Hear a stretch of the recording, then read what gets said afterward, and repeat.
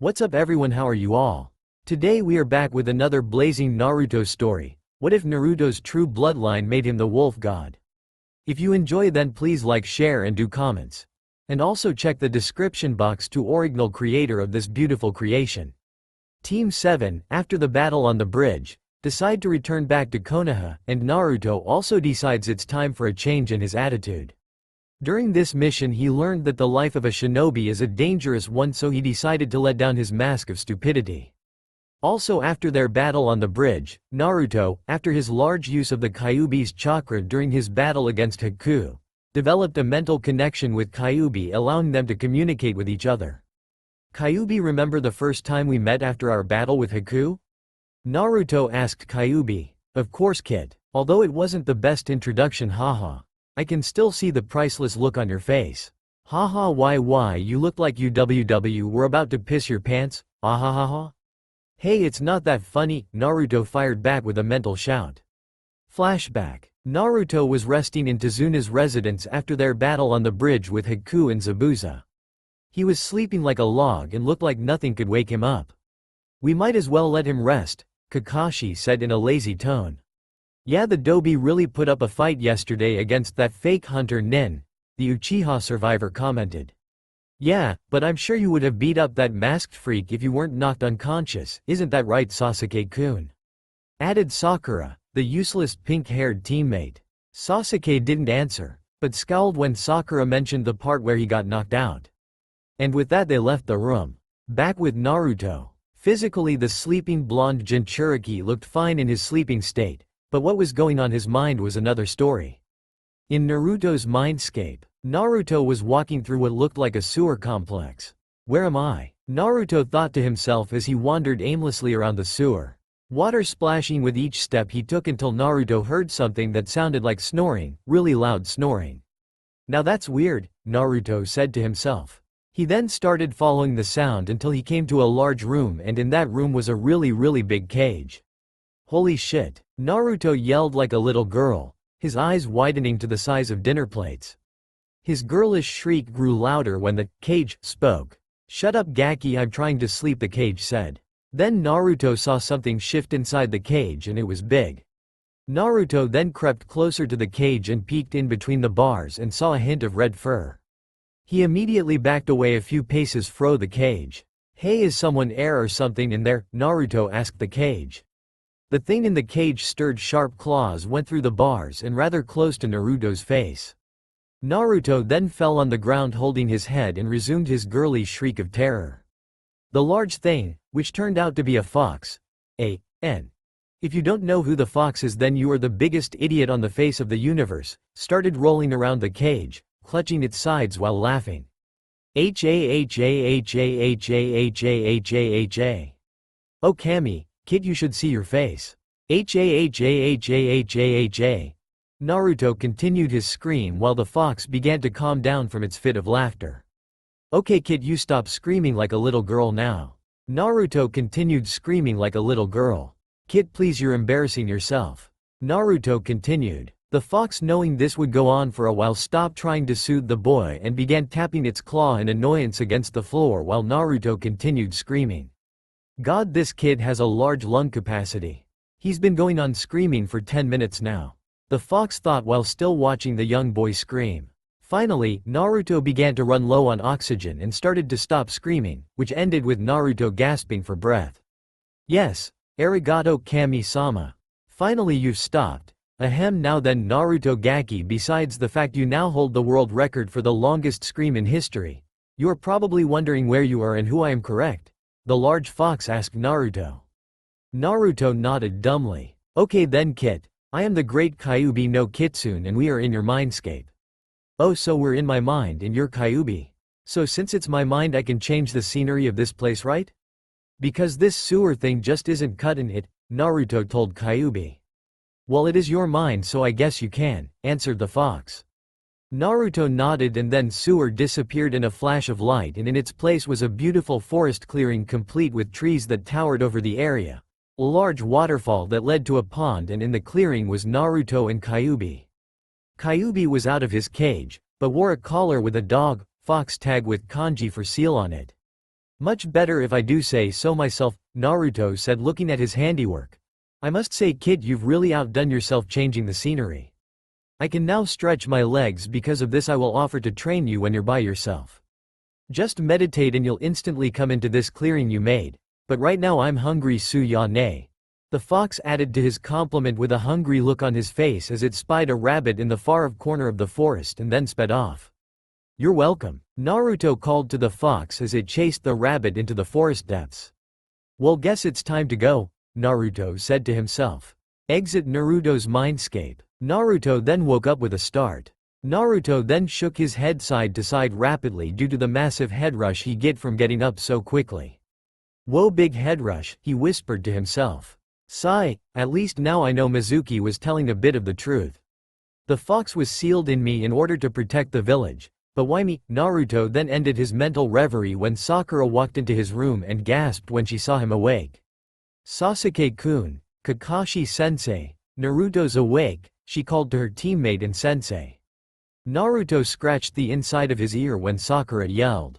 Dear Kami-sama, I never knew the pink-haired banshee had such a loud voice. I nearly went deaf just from that sentence, she said, or rather yelled, Naruto had mentally told himself.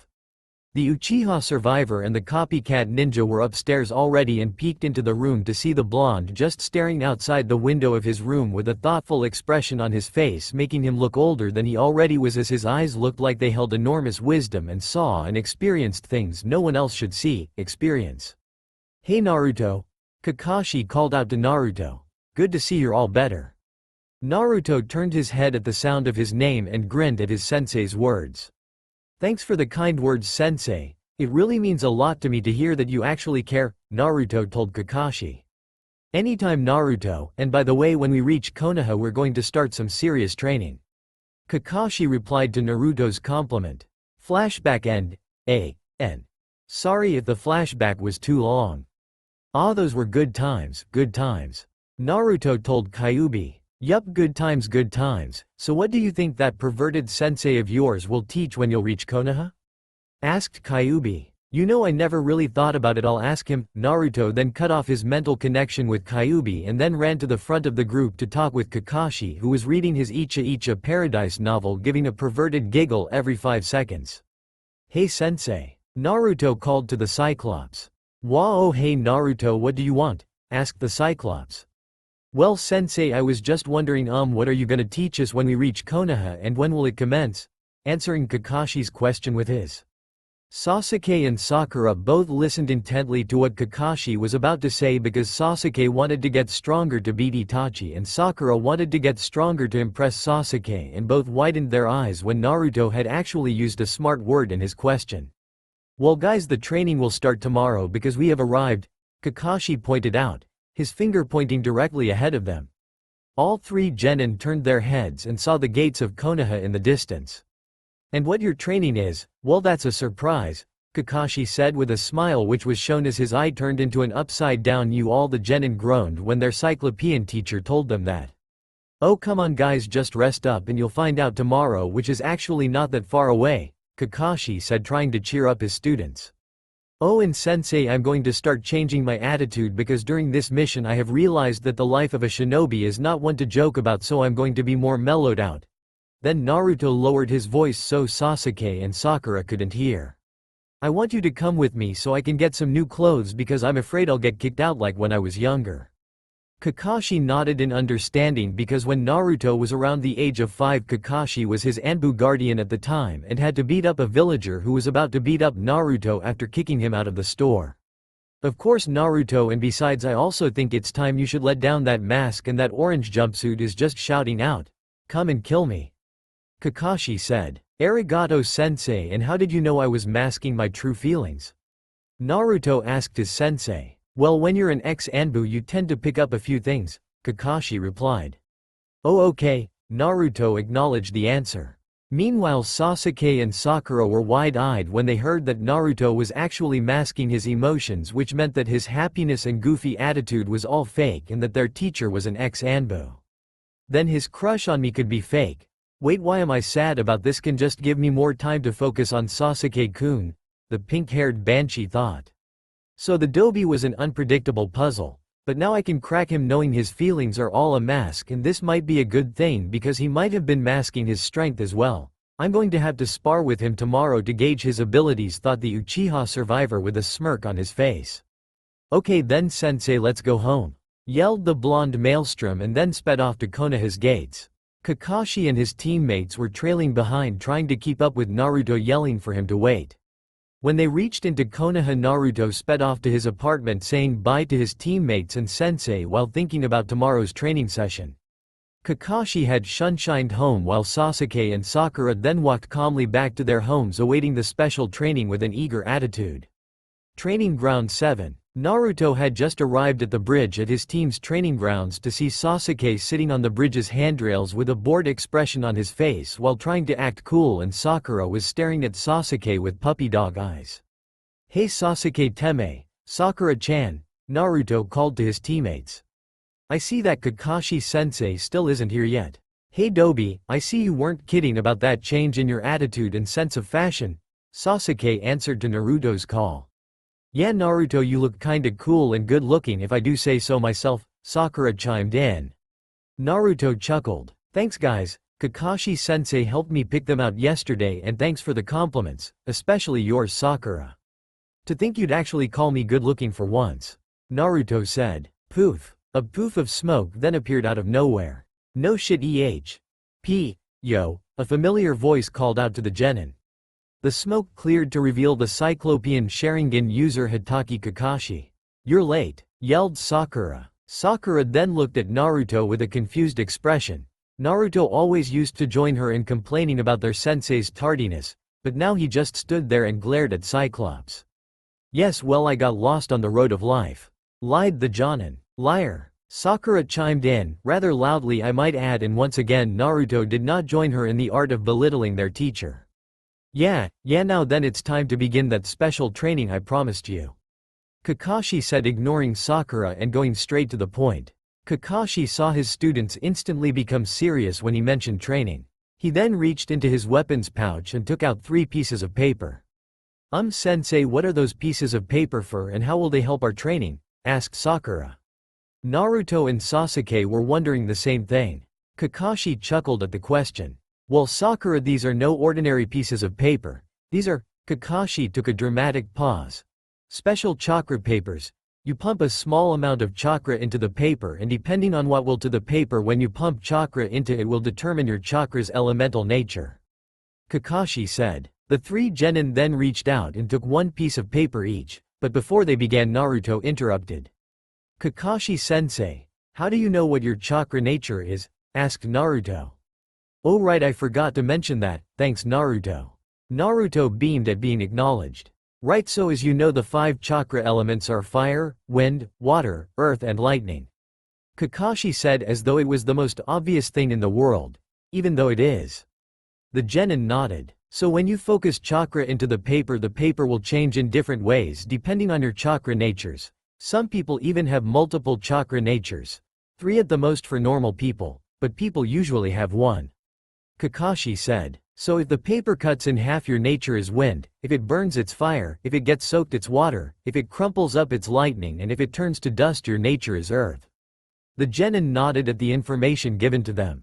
I have only lightning chakra and nothing else because some ninja have been said to gain a 2nd or 3rd chakra nature by the time they're jonin.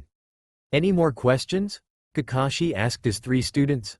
The genin shook their heads. Good, so get on with it. I want to see what happens, Kakashi whined like a 3-year-old. The genin laughed at his antics, except Sasuke, who smirked. The genin then began the process of finding their chakra natures, going one after the other. Sakura went first. She closed her eyes and focused her chakra into the special paper. Then the paper turned to dust in her palm. Kakashi chuckled at the sight. After all, Naruto did say Sakura's punches felt he was hit with a boulder. Well, Sakura, looks like you have an earth-type chakra nature, although I expected you to have a water nature, Kakashi said with a smile. Sakura grinned widely. Now it was Sasuke's turn. He closed his focus as he pumped a small amount of chakra into the paper. The paper then began to crumple up, but then after it crumpled it instantly caught on fire. Sasuke, afraid he would get burned, dropped the paper in a frantic fashion with a scared expression on his face. Sakura cheered for Sasuke because he had 2 chakra natures and started to compliment him while Naruto scowled at Sasuke's luck at having 2 chakra natures. Naruto then began laughing at Sasuke as he looked at his to check if he had any burns on his hand. Well, Sasuke, I always knew you would have a fire nature because you're an Uchiha, and as you know all Uchiha have it. But the lightning element was very unexpected, even I was surprised. Sasuke smirked at having 2 chakra natures, thinking he is now the strongest of the team, and then started to act all cool, but kept his eyes focused on Naruto as he was the only one left. Sakura and Kakashi also stared at Naruto, curious to what his chakra nature is. Naruto looked around to find everyone staring at him, and then realized it was his turn. Naruto then stared at the paper in his hand and then closed his eyes as he began to focus chakra into the paper. Then the most unexpected thing happened. The paper was cut in thirds, then 1/3 was burned, a second third was soaked while the other third was turned to dust. Everyone's eyes widened, it was shown before them. Well, Naruto, it seems you have 4 chakra natures: fire, earth, water, and the rarest element found in people, wind. Kakashi said with a surprised tone, but then smiled later as now he could teach Naruto in order to complete a certain technique. Can you guess what it is? Yata, I have more chakra elements than Sasuke Teme. Naruto yelled in a louder than normal voice and began jumping around. Sasuke began scowling and glaring at Naruto. How could the Dobi have so much chakra natures? I should be the one with all those powers. I'm an Uchiha, for God's sake. Sakura then ran up to Naruto and began congratulating him on his achievement. Okay guys and girl, settle down, called Kakashi. Said guys and girl immediately silenced themselves and watched Kakashi, wanting to know what they will do now. Now that you guys know your chakra natures, and well, nature for Sakura. Sakura scowled at Kakashi's comment, but chose to spare her rant of doom. I will now teach you jutsus that will match your chakra natures and build your jutsu repertoire. And even though you all have mastered the tree walking exercise, I want you to continue it in order to build up your chakra reserves and control. Especially you, Naruto, because of your condition, Kakashi said. Naruto nodded, knowing he was talking about Kyuubi. And I'll be teaching you the water walking exercise and do some spars, however we'll do some of that stuff another time. Kakashi then tossed a few scrolls from his weapons pouch to each of the genin, which they caught. These scrolls contain jutsu, and Sasuke and Sakura, one of your scrolls contain a taijutsu style for each of you learn. Sasuke, yours is the Golden Dragon's Fist, and Sakura, yours is the Wrath of the Banshee. Naruto, I'm still trying to find a style to suit you, okay? This is for each of you to learn on your own time, but for now I want you all to do the tree walking exercise until the end of the training session, and if you run out of chakra, just take a 10-minute break. That should be enough time for you to recover your chakra to almost full or completely full, Kakashi said. The genin then rested their scrolls by a tree near the trees where they were to do the tree walking. They began to do their training and continued to do so, taking their 10-minute breaks in between. When the time came to stop, they began to get ready to go home covered in dirt and sweat, but not before picking up their special scrolls. Don't want to forget those, they all thought, and then left for their homes. Naruto, on the other hand, headed straight for his favorite restaurant, Ichiraku Ramen. Hey Gigi, Ichiraku, 1 extra large chicken ramen please, Naruto called to the ramen chef. Sure thing, Naruto. The chef answered and then began to whip up Naruto's order. Naruto then began to talk to Kyuubi about their training while they waited on the order. Hey Kyuubi, did you hear? I have 4 chakra elements: earth, water, wind and fire. Naruto told Kyuubi in a mental shout. I know, I can hear and see what goes on through your eyes. Good job, kid. I was surprised myself when you got earth and fire. The fire element is most likely from me, since we demon foxes have fire as our most common chakra element. But the wind really surprised because that element is the rarest element to appear in a person's chakra except in Sanagakure.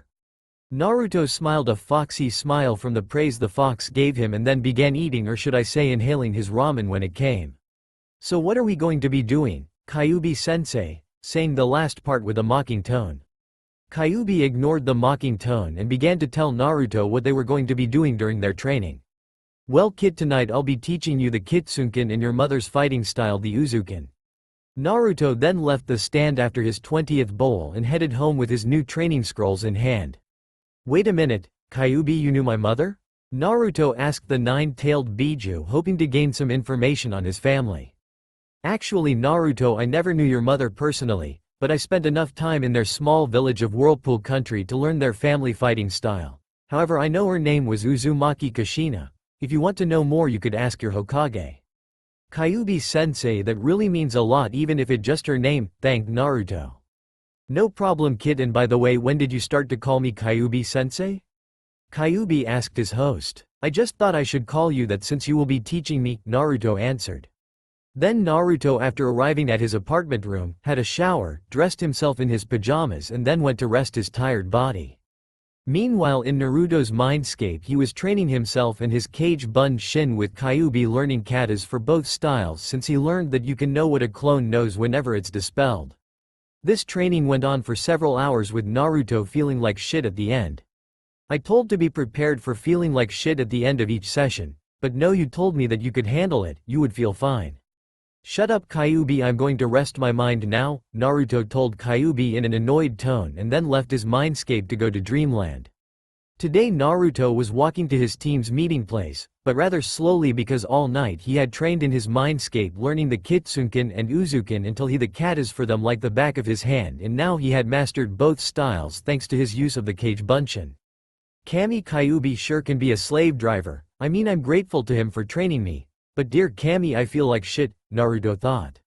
Naruto looked at the sky, watching the clouds pass by. Naruto seemed to feel more relaxed as he looked at the puffy white forms of condensated water. Now I know why Shikamaru likes watching clouds so much, he said with a smile and then arrived at the training grounds. Ohayo, Sasuke Teme, Haruno Ama, whore, Naruto growled, his eyes flashed red. Sakura glared at the blonde and was about to rant about why he shouldn't call her one when poof. Hooray for poofs. Hey there, anyways I was late today because I signed you all up for the Chunin exams, Kakashi said. Sakura was about to yell a liar, until she had registered what Kakashi just told them. Shanaru, now I can show Sasuke-kun how strong I am, Sakura whispered to her inner self. Kakashi then handed the registration cards. Now then, intense training starting now to prepare you for your exams. They start next week Friday, so get ready to go home feeling like shit, Kakashi said with a smile. Naruto looked up at the sky. Why, Kami-sama, two of them are slave drivers, why Kami, why? Naruto thought as he cried. Okay Naruto and Sasuke, you guys seem to have a knack for offense, so I'll teach you the most powerful jutsus I know in my arsenal. Naruto watched this as Fuuden. Furyuendan no Jutsu, Kaden. Karyuheki no Jutsu, Fire-style Firewall Jutsu, Sweden. Suiryuden no Jutsu, Indoden. Dusokonowareta no Jutsu, Earth-style. Earth-shatter Jutsu. I will now demonstrate them to you, Kakashi said. Fuuten. Furyuendan no Jutsu. Kakashi yelled, and then a huge dragon of wind blew out of his mouth, slicing anything near to shreds before it gave a roar and came into contact with a tree, shredding it to toothpicks and disappearing in a swirl of wind with a final roar. Sugoi, Naruto said. Sasuke glared at Naruto. Those jutsus should be mine. I need more power if I want to defeat him, Sasuke thought. Kakashi then demonstrated the rest of the jutsus and Naruto ran off to practice them. Okay Sasuke, I don't know much lightning jutsus and I know you can learn some more fire jutsus at home, so I'll teach what I know, Kakashi said and then formed some hand signs. Kaden. Karyuendan no Jutsu. Kakashi yelled and then the fire dragon rocketed forward and exploded into flames as it blew up a rock. Sasuke smiled, this would prove useful. Raiden. Raikurai no Jutsu. Kakashi yelled and then a powerful thunderbolt blasted from his fingertips. Sasuke's smile grew wider and wider as Kakashi showed him jutsu after jutsu.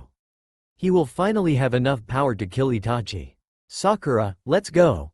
Sasuke, learn those jutsus I showed you, Kakashi commanded. The Uchiha nodded and then went off to train. With Naruto. Naruto was sitting in a clearing in the forest near the training ground. He had quickly mastered the wind dragon technique, which found to be surprisingly easy, then proceeded to begin practicing the firewall. Naruto formed hand signs and then spun. Kaden. Karyuheki no Jutsu. He shouted and then a spinning wall of fire surrounded Naruto before it dissipated in a matter of 10 seconds. Finally I got it down, and only after my 10th try, Naruto said proudly. He then proceeded to learn the Dusoko no Wareta. He then formed the hand signs and slammed his palm on the ground. Doden. Dusoken Wareta no Jutsu, Naruto yelled. Then he waited a while to see if anything happened. Naruto growled in anger as he observed that no damage had occurred and then went to leave, but then he felt a rumbling underneath his feet. He turned back and saw the entire earth in front of him crack open and formed a huge chasm. Naruto's mouth was agape and then looked down the chasm. It was at least 30 feet deep and 5 feet wide. Sugoi! He shouted and then did a little victory dance. Then Naruto stopped dancing and heard a rustling in the bush behind him. Naruto took out his kunai to get ready for battle. The bushes spread and revealed glowing red eyes, and then what stepped out was so hideous, so ugly, so terrifyingly disgusting that Naruto had to resist the urge to empty his stomach. It was Uchiha Sasuke. Naruto gave a sigh of relief. "Oh Sasuke, it's just you. I thought it was something else," Naruto said. Sasuke's 4 Tomoed Sharingan, 2 in each eye, began to spin. Naruto took a step back as he looked at Sasuke. Sasuke, you all right, and why is Sharingan spinning like that?" Naruto asked nervously. Sasuke surveyed the damage. "Did you do this?" Sasuke asked the blonde Jinchuriki. Naruto looked at Sasuke oddly. "Yeah, why?" Naruto replied. Sasuke then looked up at Naruto with an evil smile. "I want to fight you," Sasuke said. Naruto stepped back again. "I'm sorry, what did you say? The great Uchiha thinks he can't beat Adobe and had to test his abilities against him?" Naruto said in a mocking tone. Sasuke gritted his teeth. "Of course not, Demo. You said you were masking everything, feelings, attitude, so you might have been masking your skills, so I want to see your true power," Sasuke said. Naruto smirked and then his eyes flashed red for a split second. "All right then Uchiha Teme. Demo, let's do this in front of Sakura and Kakashi sensei. I want to show them your face when I end up kicking your ass," Naruto said confidently. "You sound confident. Well fine, let's go," Sasuke said. Then the Uzumaki and Uchiha walked back to training field. A few minutes later they arrived at the training field, and then their eyes widened when they saw the field was covered in craters. Then they heard a yell, followed by a chakra spike and then a loud boom. The 2 genin quickly ran to the source of those occurrences. There they stood and saw Sakura holding up a sword of earth. She then threw the sword of stone and it sliced through a couple of trees, and a boom followed after as it crashed to the ground. She then turned around. "Hey Sasuke-kun, what do you think of my Doden Jutsu? It's called Sakura thought. "What's it called again?" she asked Kakashi. Kakashi sighed at how idiotic this pink-haired bitch was. "For the last time Sakura, the jutsu is called Doden. Ken no Do, Earth style. Sword of Earth," Kakashi said. Sakura nodded and then turned back to Sasuke. "Well, what did you think?" she asked her crush. Sasuke looked at the destruction and then nodded in acceptance and then muttered his favorite word, that is, if it is a word. He muttered. Sakura squealed in excitement before she jumped around shouting how Sasuke loved her and all that shit. The 3 boys shook their heads in disappointment. Then Naruto's head shot up. "Oh right, Kakashi sensei, can you watch the fight between me and Sasuke? I want to show you how I kick his ass," Naruto said. Kakashi nodded and then sat against a tree. "Yeah right, Naruto baka, you could never defeat Sasuke. He's an Uchiha, he's the strongest ever," Sakura yelled. Naruto growled at the pink-haired banshee. "Sakura, look, do everyone here a favor and shut your motherfucking mouth. Honestly, you are so annoying sometime. No, not sometimes, all the time. Now go away so I can beat this Teme," Naruto shouted in anger. Kakashi and the others were surprised at Naruto's outburst. They had never seen him become so angry. So much hate was shown in those cerulean blue orbs of his when he looked at Sakura. That hate only increased when he looked at Sasuke. "Let's fight now Teme," Naruto growled. Sasuke glared and then got into the Uchiha fighting stance. Naruto got into the stance of the Uzuken, which consisted of his left arm starched out in front of him, his hand outstretched and his right arm placed at his waist, his legs shoulder-width apart. "Come, little Uchiha," Naruto taunted. Sasuke then rushed Naruto and jumped to deliver an axe kick, but Naruto held up his arms and blocked it and then grabbed Sasuke's leg and then swung him into the ground. Sasuke got up and then fired a punch aimed for Naruto's gut, but Naruto backflipped to avoid it. Sasuke then formed hand signs. Kaden. Gukakyu no Jutsu. Sasuke yelled and then a huge fireball sped towards the blonde, but Naruto jumped near the river and formed hand signs. Uzumaki secret jutsu. Uzu no Tate, Naruto shouted. Then water rose up out of the river and swirled into a whirlpool before going in front of Naruto and protecting him from Sasuke's fireball. Sasuke couldn't believe his eyes. The Dobi, he was losing to the Dobi. Surprised Sasuke. Well, that's not all, Naruto said and formed hand signs. Suiden. Suiryuden no Jutsu, Naruto said. The whirlpool then morphed into a dragon's head and then the dragon sped towards Sasuke. Naruto grinned like a maniac before he laughed. The water dragon gave a roar. Sasuke formed some hand signs and then held his hand out in front of him. Raiden. Raryuheki no Jutsu, wall of lightning. Sasuke yelled. And then electricity poured out his body and expanded, forming a wall in front of him. The dragon crashed into the lightning wall and then disappeared in a splash.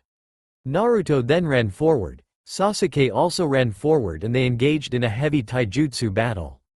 Kakashi was on the sidelines, admiring the amount of skill Naruto and Sasuke had with their new jutsus, while Sakura was cheering on Sasuke. Naruto then aimed a kick at Sasuke's stomach, but Sasuke caught the kick and then twisted Naruto's ankle, intending to break it, but Naruto spun with the twist and freed his leg. Naruto then got back up and threw a few punches which Sasuke blocked. However, Naruto had then sent a fast kick to Sasuke's stomach, knocking the wind out of him, and then followed up by punching Sasuke in the chin. Then ducked and formed a cage bun shin which kicked Sasuke in the chin, sending him upwards. Naruto followed up and added a kick of his own before grabbing Sasuke's ankles, formed a few flips and slammed Sasuke in the dirt. Naruto then rolled back onto his feet and threw a few shuriken. Sasuke slowly got up and then formed some hand signs and then spun. Kaden. Karyuheki no Jutsu, he said, and then a whirl of fire melted the projectiles. Naruto sneered at Sasuke, who grinned in satisfaction. Naruto then decided he needed to end this now and then channeled chakra and formed some hand signs. Secret Uzumaki Jutsu. Sume no Sui, Naruto said, and then water surrounded his hands and formed claws. Naruto showed his foxy grin to Sasuke. I win, Naruto said, and then disappeared in a blur of speed. Everyone's eyes widened at the pace Naruto moved at, only Kakashi could track him. Naruto then appeared in front of the Uchiha with his claws of water held in front of the Uchiha's face. You are dead and I am the victor. I claim victory of this battle between myself and the Uchiha Teme. Naruto yelled and then looked at the time. It was time to go home. Sakura then looked at Sasuke and saw the bruises and cuts he had gotten from Naruto. She glared at the blonde who was celebrating his victory. I'll never forgive you for this, Naruto baka, Sakura said. Naruto turned and put on a mock sad face. Oh, how will I ever live with myself? He said sarcastically before he turned back to leave. Kakashi then got up to go and check on Sasuke before going to have a talk with our blonde Jinchuriki. Konoha streets. Naruto was walking down the street feeling rather good about himself as he ignored the villagers' glares which he received at a daily basis. He had learned some jutsu, mastered them, and then to wrap it all up, he had beaten the Sasuke's ass in front of Sakura and Kakashi sensei. Yup, this was a good day, and also he got to go to the Chunin exams. Then he turned when he heard some footsteps behind him. Oh hey Kakashi sensei, sorry about beating up Sasuke so badly. It's just that I needed to put him in his place and to make a point, Naruto said. Kakashi waved his hand. No, it's alright. In fact, what you say is totally true. But next time, don't be so rough, Kakashi said. What was that point you were trying to make anyway? That even a Dobi can become strong, Naruto stated. Kakashi smiled and ruffled Naruto's hair. I'm proud of you, Naruto. I'm glad to call you my student. In fact, I think you're the only one who has enough potential to become Chunin. But in order to get through the first and second rounds, you need that aspect of teamwork with Sasuke and Sakura, so just try to get along with them for the time being, just until the third part of the exams. Okay Naruto, Kakashi said. Hi, I'll try sensei, Naruto said, and then Kakashi left in a poof of smoke. Well Kyuubi sensei, time to try, and he thought to the fox. I've already made the schedule, kid, Kyuubi replied with a vulpine grin. Naruto's apartment in his mindscape. Naruto was in his mindscape when he arrived home and was training with Kyuubi. So sensei, what did you say you were going to teach me? Naruto questioned. I will be teaching you the ability to transform into an animal, namely a fox, Kyuubi said with a wide grin. What, how will turning into a fox help me? He questioned slowly as the words processed in his mind. Ooh, nice, I love it, teach me, Naruto said in excitement. Kyuubi chuckled. Okay, so in order to turn into a fox, you must visualize the look of a fox, its scent, every single physical aspect of it if you want to become one of us, Kyuubi explained. Now just close your eyes and in order to turn into a fox you must say the magic words, I'm a big stupid fathead. Kyuubi said with a snicker.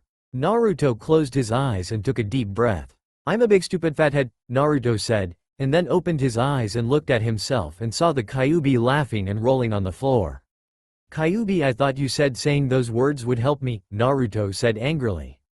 Naruto, say those words slowly and you'll hear what they say and then you'll understand why I'm laughing, Kyuubi said and then returned to busting his gut and feeling his spleen die so many times from the amount of laughter.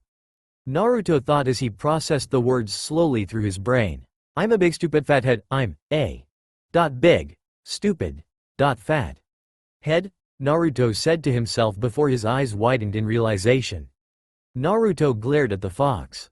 Now I know why people hate you baka kitsunes, Naruto growled. Aw come on kid, don't be like that. Okay, to really turn into a fox you must do the first part of everything I said, and then you will morph into one of kin, Kyuubi said. Naruto nodded and then closed his eyes and focused on being a fox. Then the most extraordinary thing happened. Naruto's whiskers became darker and then grew off his face and became actual whiskers.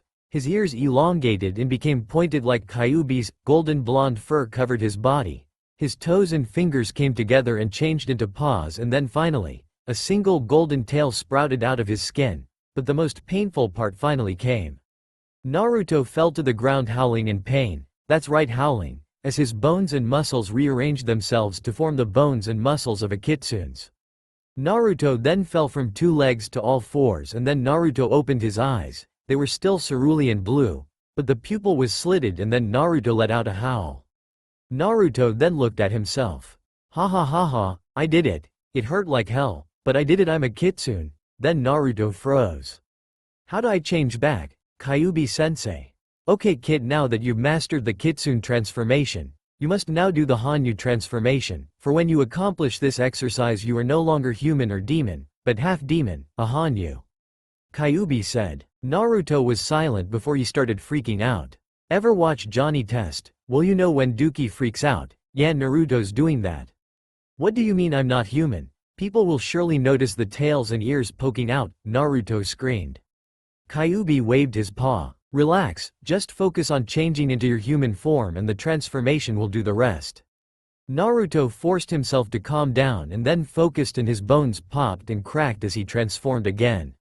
This time he looked like his human self, except now the hair by where his ears were had grown to cover it up and the 2 fluffy ears stuck up out of his blonde locks and the tail still swished behind him.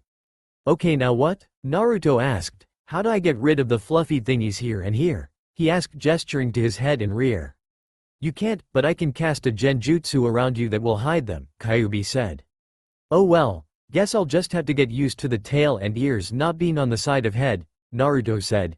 Guess I'd better get going then, later sensei, he said and was about to leave.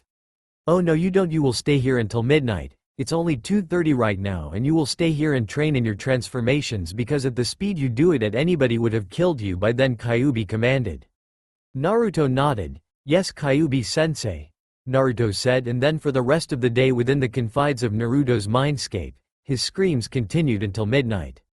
Time skip next Friday. Over the week, Naruto had tried and eventually succeeded in trying to make things work out between Sasuke, Sakura and him. He told them that they would work together for the first 2 parts of the exam and then during the final part they wouldn't help each other and then the killing blow. Once they became Chunin, they didn't have to associate with him anymore, unless on missions. That got them to agree to help each other for the exams. Team 7 then walked to the academy building where the first exam of the Chunin exams was supposed to take place. Then as Naruto and the others were walking, Naruto rounded a corner and accidentally ran into a boy, about 1 year older than himself, and a girl was about 15 was standing behind him. Naruto dusted himself off and looked at the two. The boy was wearing a cat-like black bodysuit, wore some sort of kabuki paint, and to top it off some sort of large thing on his back wrapped in bandages. As for the girl, she was blonde, her hair tied in 4 individual ponytails, wore a purple top and skirt, and you could see she was wearing a fish net suit underneath, and saw their Hite Atesh, both from the Hidden Sand Village. Gomen Nasai, I wasn't watching where I was going, Naruto apologized. The boy, however, didn't take the apology and sneered at Naruto. I don't care, I hate when people bump into me, he said, and then looked at the girl. Tamari, don't interfere, he added. The girl, defined as Tamari, shook her head. Kankuro, can you anywhere without picking a fight? She asked with an annoyed tone. Kankuro smiled and shrugged and then cocked his fist back to hit Naruto. Naruto blocked the punch and then struck a pressure point on Kankuro's arm, disabling it. Kankuro was furious and then tried to reach the bundle on his back, but then a chilling voice was heard. Kankuro, stop this nonsense immediately, the scary voice said. All heads turned to see a red-headed boy standing upside down on a tree. He wore a brown and black outfit and had a most heavy gourd on his back and had a tattoo with the kanji for love above his right eye. Gaara, Gomen, this Gaki here started it. Kankuro started, but was halted mid-sentence. Shut up, or I'll kill you, Gaara said, each word dripping with killing intent. Gaara then disappeared in a whirl of wind. When the wind was whirling, Gaara spied Naruto. He managed to paralyze Kankuro's arm and render him useless. He has skill, Gaara thought, and then reappeared between Kankuro and Temari. I'm sorry for the intrusion. I am Subaku no Gaara. You, the blonde, what is yours? Uzumaki Naruto, Naruto replied. Sasuke then stepped forward. I'm Uchiha Sasuke, Sasuke said as though his name meant the entire world. Gaara then turned away from Team 7, ignoring Sasuke. I will see you at the Chunin exams, Uzumaki Naruto, I will enjoy our fight, Gaara said. Naruto nodded and then watched the Suna team walk off. Team 7 then went to go to the Ninja Academy, the place where all their training began, where the first exam was to take place. Team 7 entered the complex, and then ascended to the 3rd floor. When they arrived at the 2nd floor, they saw a large amount of people standing there demanding to be led into a room that had been said to be where the Chunin exams were. Team 7 looked at each other with confused looks, but they had only gone up 2 floors. Then realization hit Naruto. Listen guys, he whispered, this is a decoy. This is really the 2nd floor, so I say we leave this room and go up ahead so as to lower our competition. Sasuke and Sakura were surprised at the blonde's sensory abilities and then nodded dumbly. 3rd floor. Naruto, Sasuke and Sakura walked up to the 3rd floor, and then when they reached the door, Kakashi was waiting for them. All good, you all showed up, Kakashi said. What might have happened if we didn't, sensei? Sakura asked. You all would never be able to go in if it was only 2 of you, for in order to go to the Chunin exams, there must be 3-man teams, so go in and kick some ass, Kakashi said, giving a thumbs up. The genin nodded and then went to walk, but then Naruto was held back by Kakashi. Naruto, give them a good introduction, would you? Kakashi asked. Naruto grinned and nodded. The team then entered the room and their eyes widened. The entire room was filled with a mass of glaring genin, all the glares fired towards at them. Sasuke-kun, a shrilly voice cried. Sasuke was then glomped by Yamanaka Ino. I've been waiting for you in excitement, she said in a seductive voice. Sakura instantly got mad. Ino pig, get your hooves off of Sasuke-kun. The pink-haired banshee yelled to the blonde-haired banshee. The 2 banshees then yelled at each other until 2 more people joined the party. Hey guys, can you turn it down? It's very troublesome, Shikamaru said as Choji walked beside him eating his chips. Hey Shikamaru, Choji, Naruto greeted, giving them high fives. Shikamaru and Choji and smiled as they chatted with their friend. Naruto, nice clothes. Looks like you finally decided to be smart now, Shikamaru said with a chuckle. Naruto was wearing a black jacket with the Uzumaki symbol on it and remained open to show the world his dark blue t-shirt underneath, which had a picture of the yin and yang symbol with dragon on yin and a fox on yang. along with some long forest green cargo pants and blue ninja sandals. So guys, how's training with Asuma? Kakashi-sensei and my team have been training like crazy when Kakashi signed us up, Naruto said. Shikamaru chuckled. Yeah, we've training like crazy also, but Ino's been too much of a bitch, so it was really troublesome, Shikamaru said. Naruto and Choji laughed at the insult towards Ino. Ino, however, heard that, started to shout at the lazy boy genius. Naruto found it was too silent and then pointed his finger at all the genin present. Oi, Mina, I am Uzumaki Naruto and I will defeat you. Naruto yelled. The whole room glared and directed killer intent at Naruto. Naruto ignored them all and then fired back with a large amount of his own by firing up the Kyuubi's chakra. People then reduced theirs and backed and knew one thing: don't mess with Uzumaki Naruto. Hey Sasuke, we are so going to kick your ass, Kiba said as he and his team walked in. Kiba then walked forward and gave Naruto a high five. Kiba, buddy, how's it going? Naruto asked. Really good, but from what I can see you've gotten stronger and developed fashion sense. But Sasuke looks like a stupid asshole and Sakura. No comment on her, Kiba said. Sasuke gritted his teeth at the insult and attempted to punch Kiba, but Naruto blocked it. Sasuke saved the violence for the exam. Not now, Naruto said. Then there was a long moment of silence, so Kabuto had no reason to go over and get information on the rookies. Then a large poof of smoke appeared and then a tall man wearing a bandana with a Konoha symbol on it and a long black trench coat with about 10 chunin stood behind him. Okay you gakis, time to shut your yaps and sit down. I am Morino Ibiki and I am proctor of first written exam, Ibiki ordered. Naruto cracked his fingers. Oh, this was going to be fun. Alright you gakis, take a seat so we can proceed with this written exam, Ibiki said. Naruto went and grabbed a seat between Shikamaru and Choji. Good luck guys, Naruto said to his two friends. Shikamaru and Choji nodded and then looked at Ibiki as he explained the rules of the exam. Okay guys, the rules are that when the test is over, if you get one of the 10 questions wrong you lose 1 point, so you get 9 out of 10 and so on. Also, if you are caught cheating 3 times in a row you and your team are completely disqualified from the exam. Also, the 10th question at the end will be revealed 45 minutes before the exam is finished. Okay, and as soon as you receive your test papers you can begin, Ibiki said. The mass of chunin then quickly handed out test papers and then took seats around the classroom, their clipboards at the ready, in order to write down the team that was caught cheating. Naruto then looked at the questions and immediately paled. Okay, first question. There is a line representing the distance a person can throw a shuriken. The radaor of the semicircle shown is the line of enemy ninja. Show the calculations of how the ninja can hit all of his enemies using that one shuriken, Naruto thought reading the question. This question seemed near impossible. Naruto clutched his head as he watched Sakura just blaze past those questions, but only a normal person would have to cheat. Naruto showed his foxy grin. He then tapped his pencil on the desk. To most people it would only be a person tapping their pencil, but to experienced ninja, it was actually Morse code. Hey Shikamaru, we have to cheat, he tapped. Shikamaru nodded and tapped his pencil. Yeah, I realized, but we have no one to cheat off of, Shikamaru tapped back. Naruto thought and then smiled. Don't worry, I have a plan. I can get the answers using a little technique I've been working on, Naruto said. Shikamaru sighed. Troublesome, but alright. Say, does Choji know Morse code too? He asked. Naruto thought for a while. I think so, let me check. Naruto tapped. Naruto then kicked Choji's leg. Choji turned to Naruto and found him tapping his pencil. Choji looked at the pencil for a few seconds before his eyes widened and he grinned. Choji then picked up his pencil and began to return the Morse message.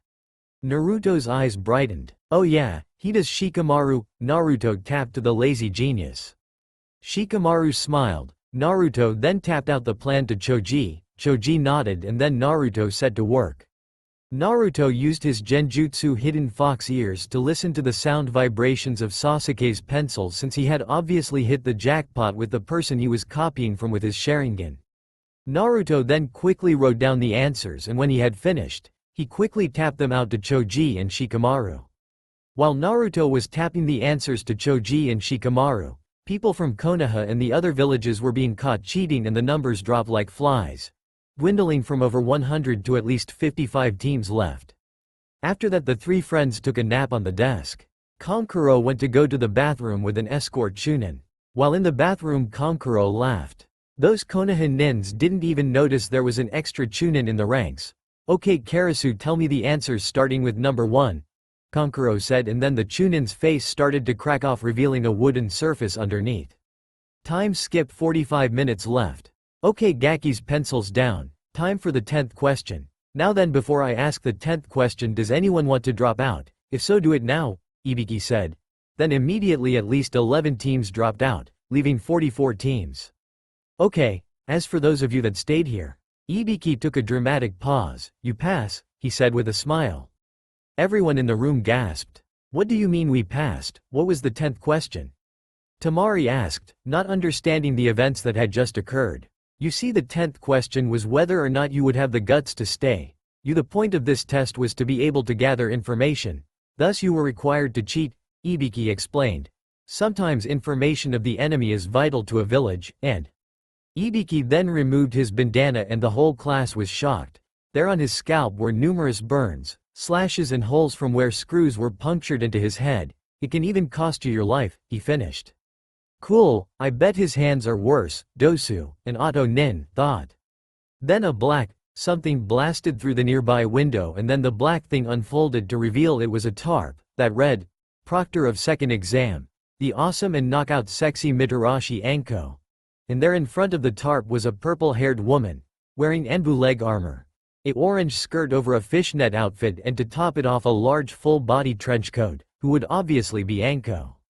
Anko surveyed the classroom and smiled. Everyone was freaked out by her entrance, except for a young Uzumaki Naruto who was checking her out. Anko grinned at Naruto, who just nodded in acknowledgement.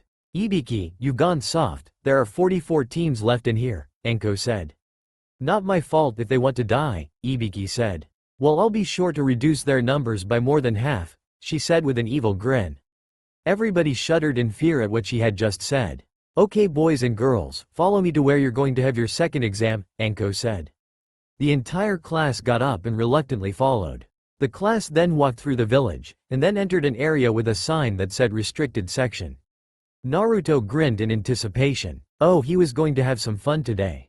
Then Anko stopped in front of a large fence. Behind the fence was a large amount of dense foliage, where the sounds roars, hisses, branches snapping and other sounds could be heard.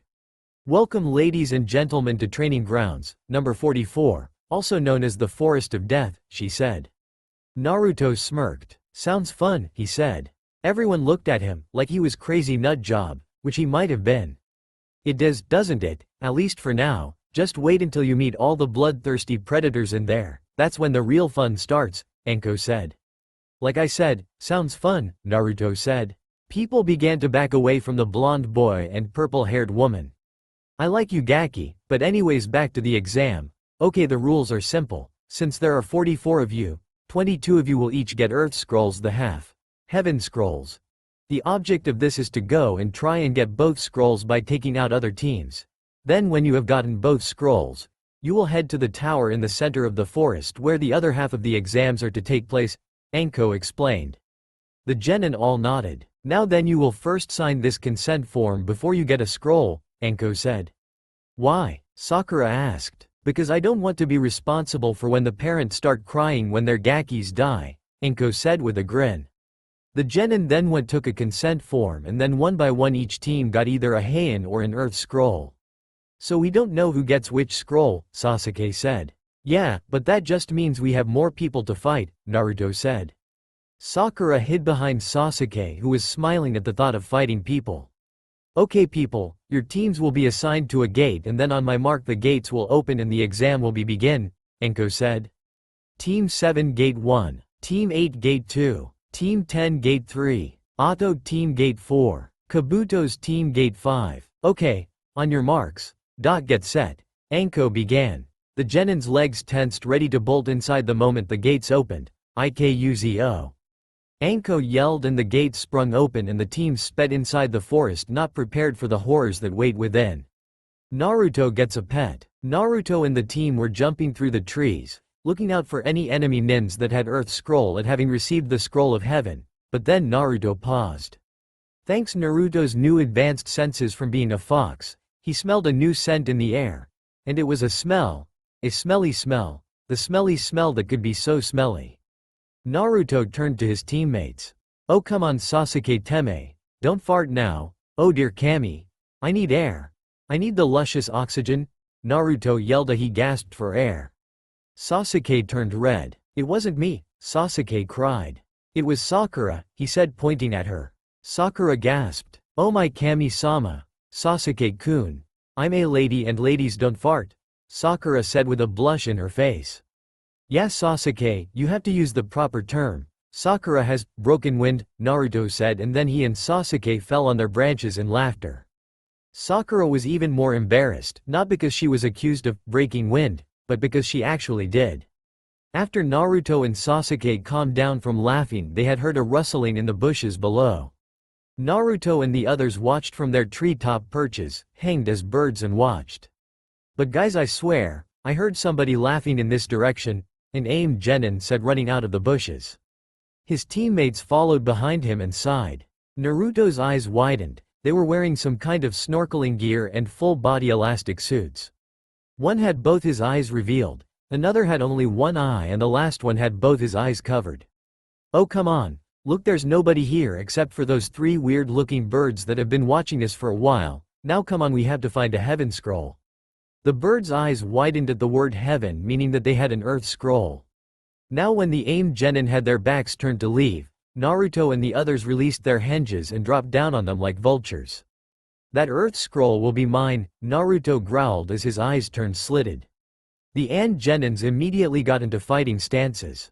Naruto then rushed the one on the left that had his eyes covered, which was probably the most idiotic this to do when facing Naruto. Naruto quickly kicked the boy in the stomach. The boy groaned in pain as Naruto then elbowed him in the face, followed by a knockout blow by an uppercut to the chin. Sasuke and Sakura had taken down the one with one eye and were now looking at the one with both his eyes. Do you have the scroll? Sasuke asked in a sickeningly sweet voice, his Sharingan staring deep into the boy's eyes. No, the one with one eye does, he said pointing to his downed teammate. Naruto went and held the scroll high and grinned. Huzzah, to the tower my minions, away, Naruto said and then walked forward, but then turned around and scratched his head. Which way is the tower? He asked sheepishly. Sasuke and Sakura sweat dropped. Okay Naruto baka. First of all, we are not your minions, second the tower is.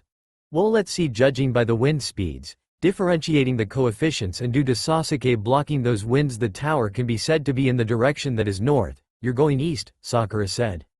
Wow Haruno, how'd you figure that out? Naruto asked. Sakura pointed in front of Naruto. There's a sign right there in front of us, she said. Sasuke and Naruto turned to find a giant neon sign saying the tower is north, and a big giant arrow was blinking in the direction of the tower. Naruto's sweat dropped. How did we miss that? Naruto asked Sasuke. Sasuke muttered. Naruto and the others then walked north towards the tower, with Sasuke holding the scrolls. Then Naruto felt a disturbance in the force, and then a huge gust of wind came and blew Naruto away. Sakura and Sasuke had managed to stick to the ground with chakra. Naruto, they cried as they saw him blow away. Then a long-haired genin from Kusagakure, identified from the Hite 8, stepped out. Kukakukuku, well hello Sasuke-kun, she said with an evil chuckle. Outside the FOD, Anko looked at the dead bodies of the three Kusa genins. Their faces were completely melted off with no trace of who did it, but Anko knew. Kuso, Orochimaru Teme, Anko growled, okay people get the Anbu, I'm going in. Anko then turned to leave. Then another Chunin jumped in front of Anko. Anko-san, you know that big neon sign that shows the way to the tower? He asked. Anko nodded. Yeah, we forgot to tear it down and apparently the Uzumaki boys team found it, he said. Anko's sweat dropped. Bakas. Anyways, I'm busy, so you do it, Anko said and then jumped into the dense foliage. With Naruto. Naruto was knocked out on the ground after being blown head first into a tree. Naruto was lying still on the ground, alive but not awake. Then a little pair of slitted green eyes watched the blonde from a distance in the bushes. The owner of those eyes hopped out of the bushes to reveal that it was a small little fox kit, with black fur and a white-tipped tail. The kid then sniffed Naruto and then began to lick his face. Naruto stirred before he awoke to find a pink tongue in his eye. Naruto shot up, scaring the kid. Naruto turned and looked at the little Kitsune. "Hey," he said. The fox yipped back to Naruto before jumping into his lap and licked his face, again. Naruto chuckled and then stopped the kid. "Okay. As much as I like the affection, I need to go find my teammates, so bye," Naruto said and then turned to leave, but then found the black fox kid walking by his side, which turned out to be at his calf in height. The fox looked at Naruto and showed what was supposed to be a smile, revealing sharp teeth. "Okay, so you want to come with me?" Naruto asked. The kid yipped in response. "I'll take that as a yes," Naruto said, and then he picked up the kid and tucked it under his arm and then jumped to the trees. With Sasuke and Sakura were hiding behind a tree from that queer snake freak, but wherever they were he would just appear. Then Sakura's eyes widened and was about to shout as she saw a humongous snake, but Sasuke covered it. "Shush, Sakura, he might find us if you talked," he warned, but Sakura bit Sasuke's hand. "Itai, what was that for?" he asked, nursing his bitten hand. Sakura then grabbed Sasuke's head and forcefully turned it, and then his eyes widened when he saw the snake. Sasuke then quickly turned on his Sharingan and then flung numerous amounts of shuriken at the reptile, effectively killing it as the animal fell on the large tree branch with a bam. Sasuke was breathing heavily at having so much adrenaline course through his body, but then he heard a crunching sound. He looked and saw the monstrous reptile's head burst open, and there stood the evil Sennin. "Well done defeating so many of my reptilian friends, Sasuke, but it's not enough," the Sennin said with a laugh. "Who are you?" Sasuke asked as he stared at the pedophilic monstrosity. "Well, I guess since you're going to die soon, I will give you my name. I am Orochimaru," he said, and then peeled off his face. That's right, peeled it off, to reveal the glowing yellow slitted eyes of a snake and pale white skin. "But right now I don't feel like killing you, so I'll just give you a little parting gift," Orochimaru said, and then his neck elongated, and fangs grew poised to strike. But then a flurry of shuriken stopped the snake in his tracks. Everyone looked in the direction where the shuriken came from, and there stood a blonde-haired boy with a black fox kid at his heels. "Sorry I'm late, I needed to find your scent, but not to worry, Uzumaki Naruto is here," Naruto said with a grin. The black-furred fox yipped by its friend. My, well hello Naruto-kun. Seems you and your little friend there want to kill me," Orochimaru said as he felt the killer intent being emitted from Naruto. Naruto then jumped at the snake, but then Orochimaru summoned an old friend, the reptile Sasuke had killed a few moments ago. The snake then batted away Naruto with its tail as if it was slapping away a fly. Naruto then crashed into a tree with a sickening crunch of the bark. Orochimaru cackled before heading towards Sasuke, but as he was doing so a black and yellow blur appeared and stabbed the snake. There stood Naruto, two kunai jabbed into the snake's nose. Naruto then looked up. Red slitted eyes looked at Sasuke. "You alright pant you emo freak?" Naruto said. Sasuke was staring at Naruto like he had grown a second head. How did the dobi get so strong, and what's with his eyes being red? Sasuke thought. Naruto turned and glared at Orochimaru. Naruto then sped forward with speed that the hubby Sennin couldn't even track and was elbowed in the gut. The hubby Sennin gasped as the wind was knocked out of him. Naruto then followed up with a punch to the gut again, followed by an uppercut to the chin, then a punch to the solar plexus and a kick to the chin. Orochimaru was sent flying, and then the fox kit that Naruto found appeared and then bit Orochimaru's nose. Orochimaru screamed in pain as the kit sunk its teeth into the cartilage. Orochimaru then grabbed the kit and threw it. Naruto quickly shunshined and caught the kit and then rested it on the ground. "Stay here, I don't want you getting hurt," Naruto said, his red eyes staring into the kit's green ones. The kid nodded, and then Naruto shunshined into the fray once again.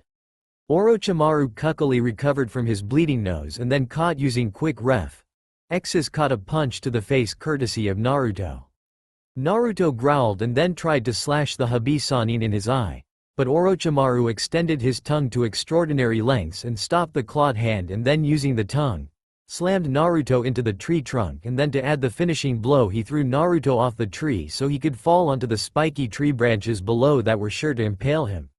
Naruto, no. Sakura cried and then took out a kunai and pinned him to a tree by his jacket.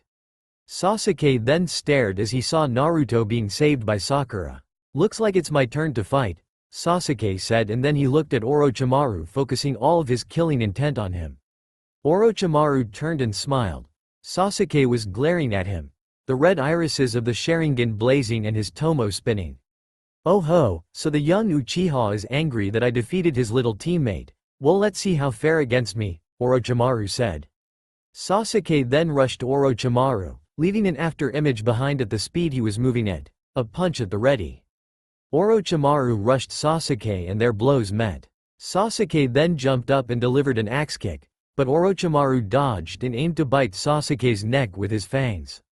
Sasuke rolled to the side and then found an opening. He punched Orochimaru in the gut and then followed up with a kick to chin and then a rapid uppercut, sending the Habi-Sannin upwards.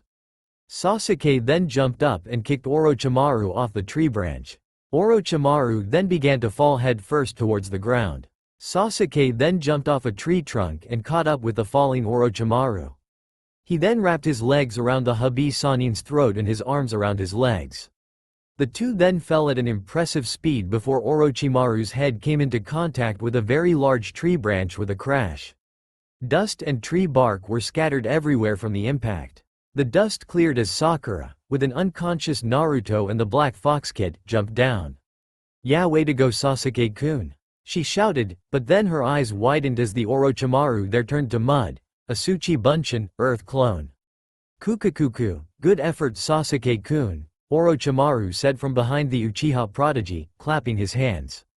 Sasuke got angry and threw 2 shuriken at the snake man, but he effortlessly dodged the attacks.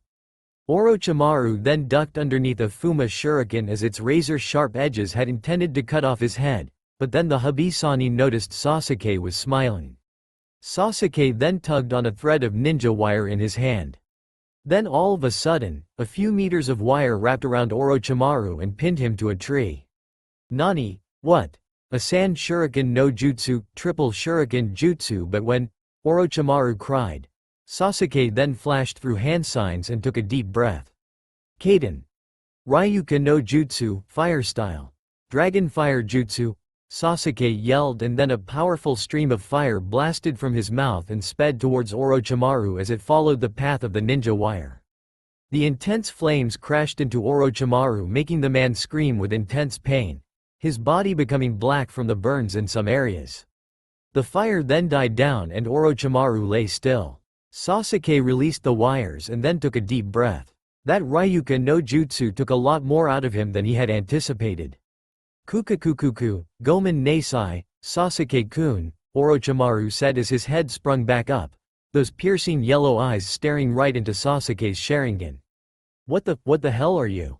Sasuke asked. "I'm Orochimaru, former Konoha no Sannin," Orochimaru said, and then his neck extended and his fangs grew, intending to bite Sasuke. But then Sakura formed her earth sword and slammed it into Orochimaru's neck. Orochimaru coughed up some blood as his neck nearly shattered from the blow.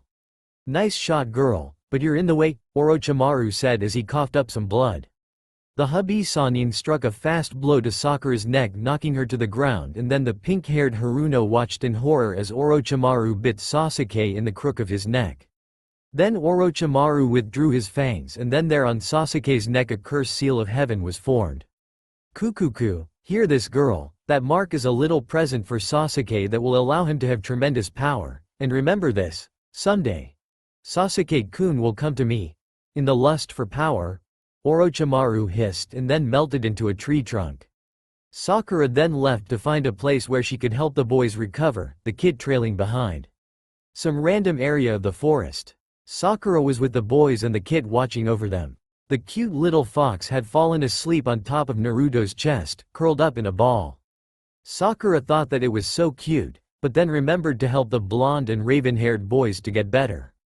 She soaked a rag with water she kept in her weapons pouch and placed it Sasuke's head. Then Sakura made a few traps to get rid of any enemy genin that would attack them. After that, a few hours later, the two males had still not woken up and Sakura began to grow even more worried for her two teammates.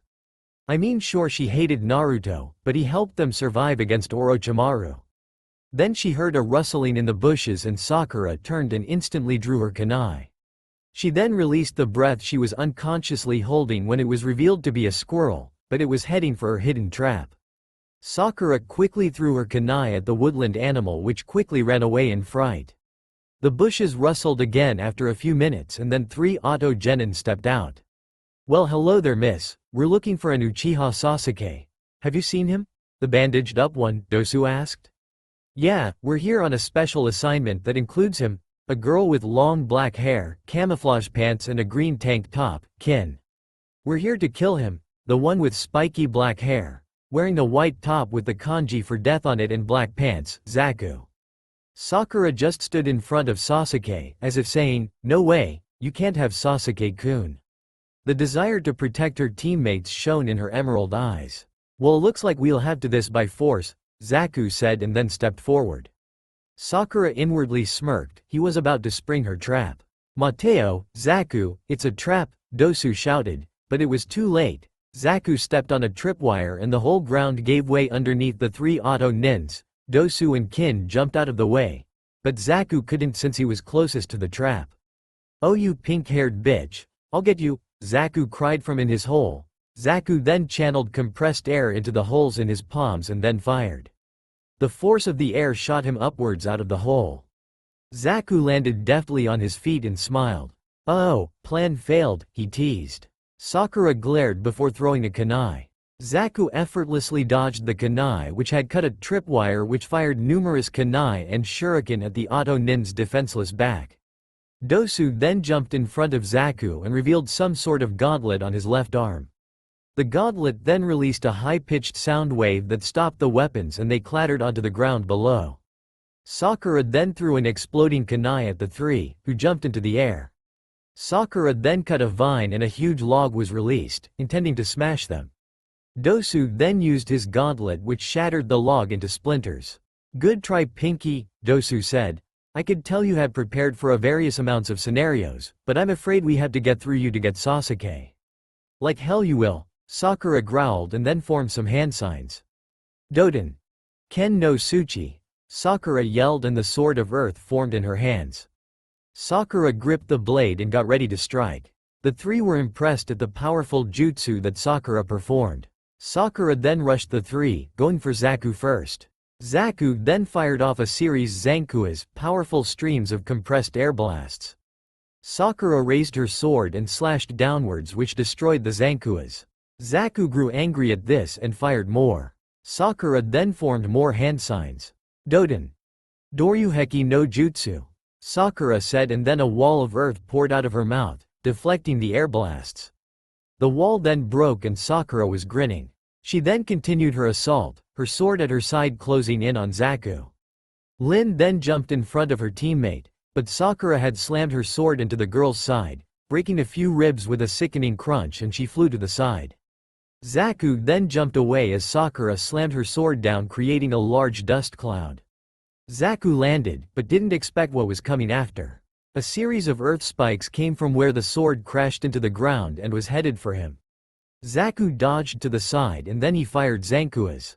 Sakura was too busy looking for him and was struck by the wind bullets. Her skin was cut and blood flowed freely, her hair was cut off at the shoulder and dirt was kicked up in her face. Zaku took advantage of this and began to punch and kick Sakura. Sakura formed a sword again and managed to hit Zaku in the shoulder. Zaku then kicked away the pinkette sending her rolling in the ground. Then as Zaku fixed his dislocated shoulder, he felt 2 sources of ominous chakra. Zaku and Dosu looked and saw the rising forms of Naruto and Sasuke surrounded by purple and red chakras respectively. "Sakura, are you alright?" Sasuke asked. "Who did this to you, Haruno?" Naruto asked. The fox kid by his side had, due to the Kyuubi's chakra had grown to the size of Naruto's waist and now had 2 tails, its green eyes staring intently at the 2 Auto Nins. "I did," Zaku said proudly. Dosu shook his head in disappointment. "You don't tell a person who looks and is stronger than you hurt their teammate." "Well then I guess we'll have to return the favor," Naruto said. Then he and Sasuke shunshined away. Zaku spun and released a Zankuha. This formed a powerful dome of wind and sound waves that destroyed everything in a 10 feet radius. Zaku halted his spinning and grinned when he didn't see Naruto and Sasuke. "Ha, I blew them away," Zaku said triumphantly. "Blew who away?" two evil voices said. Naruto looked at his fox. "Sick him, Shizuka," Naruto told the fox. The kitsune then growled and bit Zaku's arm, blood flowing and staining the kit's fur red. Naruto then called off the kit and then they both grabbed Zaku's arms and then smashed them into their knees at the elbow, effectively breaking Zaku's arms. Zaku fainted from the pain and then Naruto, Sasuke and Shizuka turned towards Dosu. Dosu tired to offer them his Earth Scroll if they let he and his teammates go. "Gomen Nasai, we already have one, so bad luck for you," Sasuke said and the Sharingan spun. Sasuke then shunshined behind Dosu and kicked him in the back. Naruto then kicked Dosu in the chin, sending the bandaged boy upwards. The two boys then appeared above the boy and delivered a double axe kick to Dosu's face and the bandaged boy slammed into the ground with terrific force. Dosu was knocked unconscious from the blows, ending up with 6 broken ribs, a broken nose and fractured skull and arms and legs. Physical recovery would take 5 weeks, psychological recovery would be 4 months. The ferocious chakras then left the two boys and the fox kid, turning them all back to normal. But Shizuka did not change, having his 2 tails and height, just didn't have the same bloodlust and killer intent. Sakura cried in happiness and hugged her 2 teammates, happy they were back to normal. A few hours of rest and the 4 of them headed for the tower, but not before hiding Shizuka's second tail in a genjutsu made by Sakura. Apparently, Sakura had taken a liking to the young kid and would have been happy to help Naruto and Shizuka stay together. Naruto and the others had finally made it to the tower by the 5th day, which was how long the exam was supposed to take. Naruto, Shizuka, Sasuke and Sakura panted in exhaustion as they tried to catch their breath after jumping through the trees, fighting off the gigantic insects, reptiles and ferocious carnivores for 3 days straight, not counting eating and bathroom breaks. I wonder, what will happen if we open these scrolls?" Sakura asked. Naruto and Sasuke shrugged while Shizuka just whined in confusion. "Let's find out then," Naruto said and then took the scrolls from Sasuke and laid them on the floor. Naruto opened the 2 scrolls and stared at the kanji for human. "Okay, now that's just less than helpful," Naruto said. Shizuka barked in agreement with her master. Then the 2 scrolls began to smoke.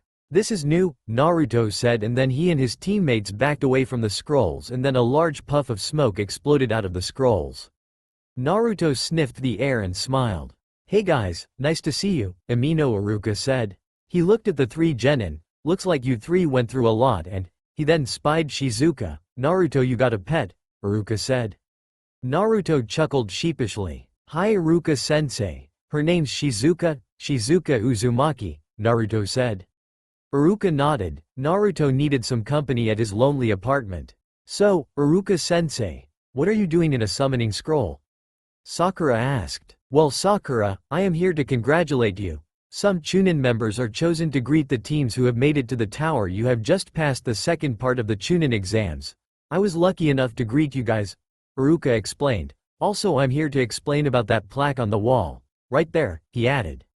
The genin looked in the direction Iruka was looking and there on the wall was a white marble plaque which looked like it was weathered away by carbonization and was also missing some words here and there. "Why are the words missing in some sentences?" Sasuke asked. Iruka chuckled. "That's what I'm supposed to explain. Anyways, this plaque is a piece of advice given to all to be Chunins made by Hokage-sama himself. The words missing are filled in with heaven and earth, representing the mind and body. If you require the element of heaven and raise your mind to greater heights, like Naruto used to be, you need to study hard and get serious about your work if he wants to become Hokage.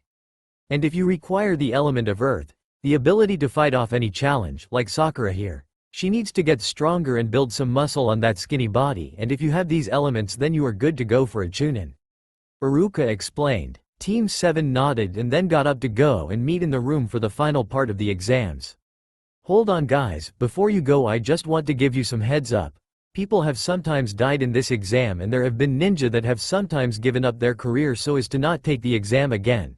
All I'm saying is be careful in Naruto, I especially worry about you. You have a tendency to rush into things without thinking," Iruka said. Naruto's eyes turned slitted as he stared at his former sensei. Look, Iruka-sensei, this headband you gave me is proof of my maturity and knowledge of how to be a shinobi. Alright, I'm a shinobi of Konoha and you can't change that. I will make Chunin, Naruto said. Shizuka barked to back up her master's speech. Iruka smiled. Gomen Naruto, you're right, now go on out there and show them not to mess with Uzumaki Naruto, Iruka encouraged.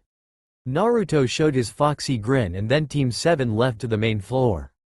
Naruto, Sasuke and Sakura line up single file as they joined the other teams on the main floor. There in front of the teams that made it was a statue of a large pair of hands in the Taurus seal. The Hokage, Anko, Ibiki and all the Jonin instructors of the teams that made it were there too. Naruto looked around. There were the Rookie 9, Team Guy, but he didn't know why Kiba and Akamaru were glaring at him and Shizuka too fiercely for. There was also the Suna team, with Gaara, Kabuto's team, and then there was some other team that Naruto had never seen before. There was a brown-haired boy with gray-blue eyes. A white top which was covered with a black jacket and wore blue pants. The second member was a boy who had raven black hair, brown eyes and wore a black shirt with a pair of green shorts, and the final member was a girl with long light blonde hair around her lower back, azure eyes, and wore a white shirt underneath a blue tank top and a dark purple shorts. Her left arm was wrapped in bandages and had black ninja sandals with a half-an-inch heel to add some feminine charm to it. Naruto's eyes widened at the beauty of this new girl, the three of them Naruto's age and also from Konoha. Who is she? He thought as he looked her up and down. So only 7 of the 42 teams made it, Sasuke thought. Yay, Naruto-kun's team made it, Hinata thought. So the Uchiha made it, Hyuga Neji of Team Guy thought. Ah, welcome every one of you 7 Genin teams here to this year's Chunin exams. I will now explain the rules of this part of the exam. Sarutobi began, but then a poof of smoke signaled the coming of a new person. The smoke cleared to reveal a pale-looking man wearing a bandana with a Konoha metal plating, like on the Hitei 8, and a standard Jonin outfit. Excuse me for the interruption, Hokage-sama. Demo allow me, Gecko Hayate, to explain this exam, Hayate said with a respectful bow. The Hokage puffed his pipe and nodded. Okay, first of all, does anyone wish to withdraw from this exam? He asked. Kabuto withdrew, but no one really cared since they didn't know him. Yakushi Kabuto, okay, he said. Kabuto left and then nobody else withdrew, so Hayate gave a few coughs and proceeded with explaining the rules. Okay Anko, open the board, Hayate ordered. Open it, Anko said into her comlink. The wall then made a whirring sound as a tile was moved on an electronic board. Naruto whistled in astonishment. Looks like Konoha has an upgrade, he thought. Okay, the names of 2 random competitors will appear on the screen and these 2 will fight until one of them dies. One forfeits or if I declare the match to be over, Hayate said.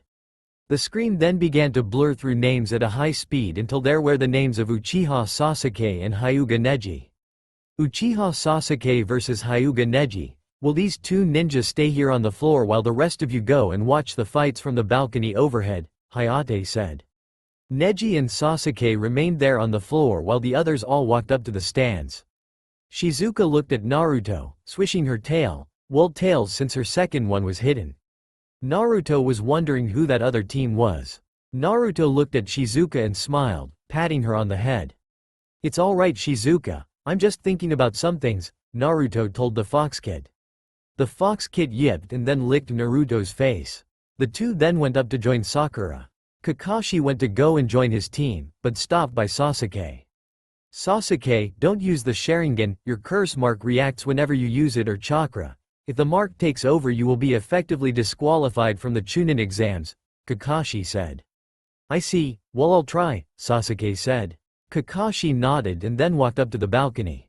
Guy gave Neji a nice guy pose before going up to the balcony to join Tenten and Rock Lee. Are you 2 ready? Hayate asked. The 2 shinobi nodded. Hajime, Hayate shouted and then jumped away. Uchiha and Hyuga then rushed each other, firing kicks and punches at each other as they fought. Neji then jumped away and formed some hand signs. Byakugan, he said, and then the veins around his eyes bulged and became visible. Sasuke took a step back when he saw this. Ah dude, that's disgusting. I mean eyes just went like bloop. Sasuke said, gesturing the action of Neji's optic veins with his hands. Neji fumed before rushing the young Uchiha. Sasuke then dodged the Jiyuken strikes that Neji fired, but then Sasuke grabbed Neji's wrist and twisted and it broke with an echoing crack. The audience winced. Neji growled and nursed his broken wrist. He then charged again and then fired of another flurry of Jiyuken strikes, which Sasuke avoided. Sasuke then front flipped over Neji and landed behind him, but Neji quickly turned and hit a Jiyuken to Sasuke's shoulder. Sasuke winced as he felt the chakra shut off at that point in his body. Neji smirked, but was then forced to go on the defensive as Sasuke shot a flurry of kicks and punches. Sasuke then replaced himself with a tile when Neji shot a strike to the stomach and then grabbed Neji's ankles from underground. Doden! Shinju Zanshu! Sasuke yelled as he pulled Neji downwards into the ground while jumping out of the hole. Neji was then stuck in the ground with only his head showing. In the stands, Naruto was watching the match and chuckled to himself at Neji's predicament. "What's so funny?" a female voice asked him. Naruto and Shizuka turned at the sound of the new voice. There next to him stood the new girl, her azure eyes looking at his cerulean ones. Naruto swallowed the drool that nearly escaped his mouth and coughed. "Gomen, what was your question, miss?" Naruto asked, not knowing her name. The girl giggled and then looked back at Naruto. "Gomen, where are my manners? I'm Rime Sora, Twilight Sky, and you are?" Sora asked. "I'm Uzumaki Naruto, future Hokage, and this is my partner, Uzumaki Kitsune Shizuka," Naruto said. Sora looked at the blonde male. Naruto was blushing a bit when Sora began to stare. "So Hokage, huh? You definitely want to prove something if you want to aim for that," Sora said. "Anyways, my earlier question was why were you laughing when Sasuke pulled Neji down? Not that's it, not funny demo." "Well, you see, for our Genin test, we had the bell test with Kakashi-sensei and he had done the Shinju Zanshu on Sasuke," Naruto said as he reminisced about the past. Sora chuckled a bit before looking back at the match. "So who are your teammates?" Naruto asked the azure-eyed beauty. Sora looked back at Naruto and then pointed right next to her. "Matsumoto Shinji and Fuma Arashi," she said. Naruto looked and saw the two males admiring Sasuke's battle and then taking some glances at Sora, like they were watching over her. Back with Sasuke and Neji, Neji was struggling to get out of the ground. Neji was starting to get annoyed before he got an idea. "Hake Sho. Kaden, 8 trigrams. Rotation," Neji said, and then a chakra dome surrounded the submerged Hyuga. Neji then began to spin at high speeds, kicking up tile and rock. When Neji was done releasing the ground's hold on him, he jumped out. Sasuke then prepared to field, but then felt immobilized as soon as Neji hit the ground. Neji was in a peculiar stance, his left arm was parallel to his left. "Hake Rokuhuion Sho, 8 trigrams 64 palms," Neji said, and then rushed forward, hitting 2 of Sasuke's tenketsu. "2 hake," Neji said, and then followed up with 4 strikes, then 8 strikes, 16, 32, and then finally the grand finale as Neji hit Sasuke with a rapid series of blows, shutting off all 64 of Sasuke's tenketsu. "64 hake," Neji shouted as he fired the final blow to Sasuke's stomach. Neji then stood back up straight as he saw Sasuke roll on the floor. "The Hyuga cannot be defeated by mere Uchiha," Neji said, his Byakugan staring at Sasuke's immobile form. Naruto was laughing in the stands. "Come on Sasuke, get out of the ground," Naruto said. Sora was looking at her new friend and gasped when she saw a form burst out of the tile floor. Sasuke was behind Neji, surrounded by a storm of fire and lightning chakra. "What is that?" Neji asked as he was astounded by the amount of chakra put into this technique the Uchiha prodigy would use. "It's called Ryu no Arashi, Strom of the Dragon. A powerful ending blow in the taijutsu style I've been learning, but I added my own twist to it, and the result of that twist is what you see," Sasuke said. Neji was shocked and then Sasuke blurred out of existence. Neji was looking around, but he couldn't find Sasuke even with his Byakugan. Neji was then hit with a strong uppercut. Electricity shocked his body as he flew upwards, about 20 feet, up. Sasuke then jumped up and delivered a flaming kick to Neji's stomach, burning the Hyuga and knocking the wind out of him. Neji nearly crashed into the wall, which would have seemed like a slap on the wrist compared to the electrocuted fist and foot Sasuke planted into Neji's back. Neji spun as he was sent across the room. Sasuke then blurred underneath the damaged Hyuga, performing the Kagabuyo, shadow of the dancing leaf. The young Uchiha then smiled as he poked Neji in the back, but then he coughed blood. The curse mark began to spread across his body like a wildfire, the dark chakra surrounding him. Sasuke was hissing in pain as the marks spread. "No, not now, I will not let this thing consume me," he mentally shouted. Anko, Kakashi and everyone who knew about the mark were surprised when Sasuke moved it back. He countered the mark with sheer willpower, Anko thought, surprised. The curse mark then went back into its original mark state. Akuzo. He and then fired a quick fire-infused kick to Neji's ribs, hearing a satisfying crack. Then Sasuke spun his body. Electricity then coursed through his right fist and then using the centripetal force of his spin slammed the fist into Neji's face, electrocuting him. Then they were only 5 feet above the ground. Sasuke then readied his final blow, concentrating all the fire and lightning chakra into his right heel. Sasuke then slammed his heel into Neji's stomach. The burns and electrocution caused him to scream in immense pain before fainting, his shirt having a little ember on it and his body having little sparks flying off. Hayate checked to see if the Hyuga was alive, which he was, and then medic Nins came to take him to the hospital room. Kakashi then jumped to the floor and told something to Sasuke. Sasuke brooded before nodding and the 2 Sharingan users left the room. "Sugoi, that was a really unexpected move Sasuke pulled," Sora said. Naruto looked at her quizzically. "You know, I've now noticed that you don't call Sasuke Sasuke-kun, like all the other girls our age in Konoha," Naruto said. "Yeah, the other girls thought I was weird because of it, but I mean I saw Sasuke as an emo, with a duck's ass for a head," Sora said. Naruto laughed. "At least there's one girl who knows that," Naruto said, "but I can still top that move Sasuke used." Now it was Sora's turn to do the quizzical look. "Oh really, Mr. Fox? Well then you sound confident. What is it?" she asked, stepping a bit closer into Naruto's personal bubble, her eyes having a seductive look in them. Naruto blushed, a shade of pink, as Sora came closer. He then showed her his foxy grin. "Well then Ms. Rime, you'll find out when Shizuka and I go to the floor." Hinata, who was on the opposite balcony on the other side of the room, was glaring at Sora. "Why that little, what does she think she's doing, making advances towards my Naruto-kun? If I have to fight her I'll beat her to a pulp and then Naruto will fall in love with me," Hinata thought. Kiba and Shino slowly backed away from the female, Hyuga heiress, when a wicked grin spread across her face. "What do you think she's thinking?" Kiba whispered to Shino. Shino looked at the grin on Hinata's face. "I don't know, but it must have to do with that new girl Naruto's talking to," Shino whispered back. Kiba was shocked. "Nani, the Dobi got a girl. A girl has never even talked to me, besides Hinata," Kiba said. Akamaru barked something, making Kiba begin to rant, rather loudly as he and Pup argued over Kiba's love life.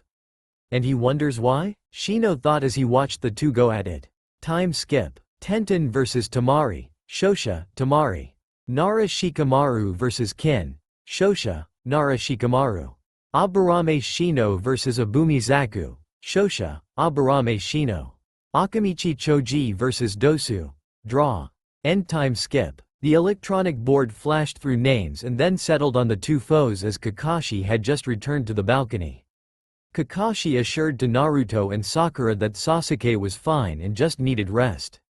Inazuka Kiba vs Uzumaki Naruto. "Will these two competitors please come down to the floor?" Hayate said. "Well, guess you'll get to see my new moves sooner than you thought. Sora-chan," Naruto said. Sora looked at the whiskered blonde. "Sora-chan?" she asked, with a slight blush. Naruto nodded and shrugged. "Why not?" Naruto asked. Sora playfully shoved him. "Well then, looks like the Kitsune faces his rival, the Inu.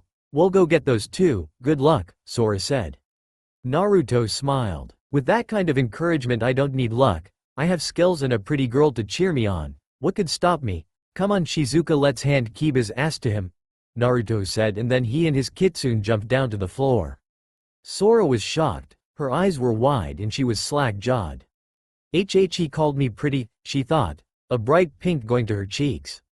She then smiled. Well then let's see what the Kitsune can do.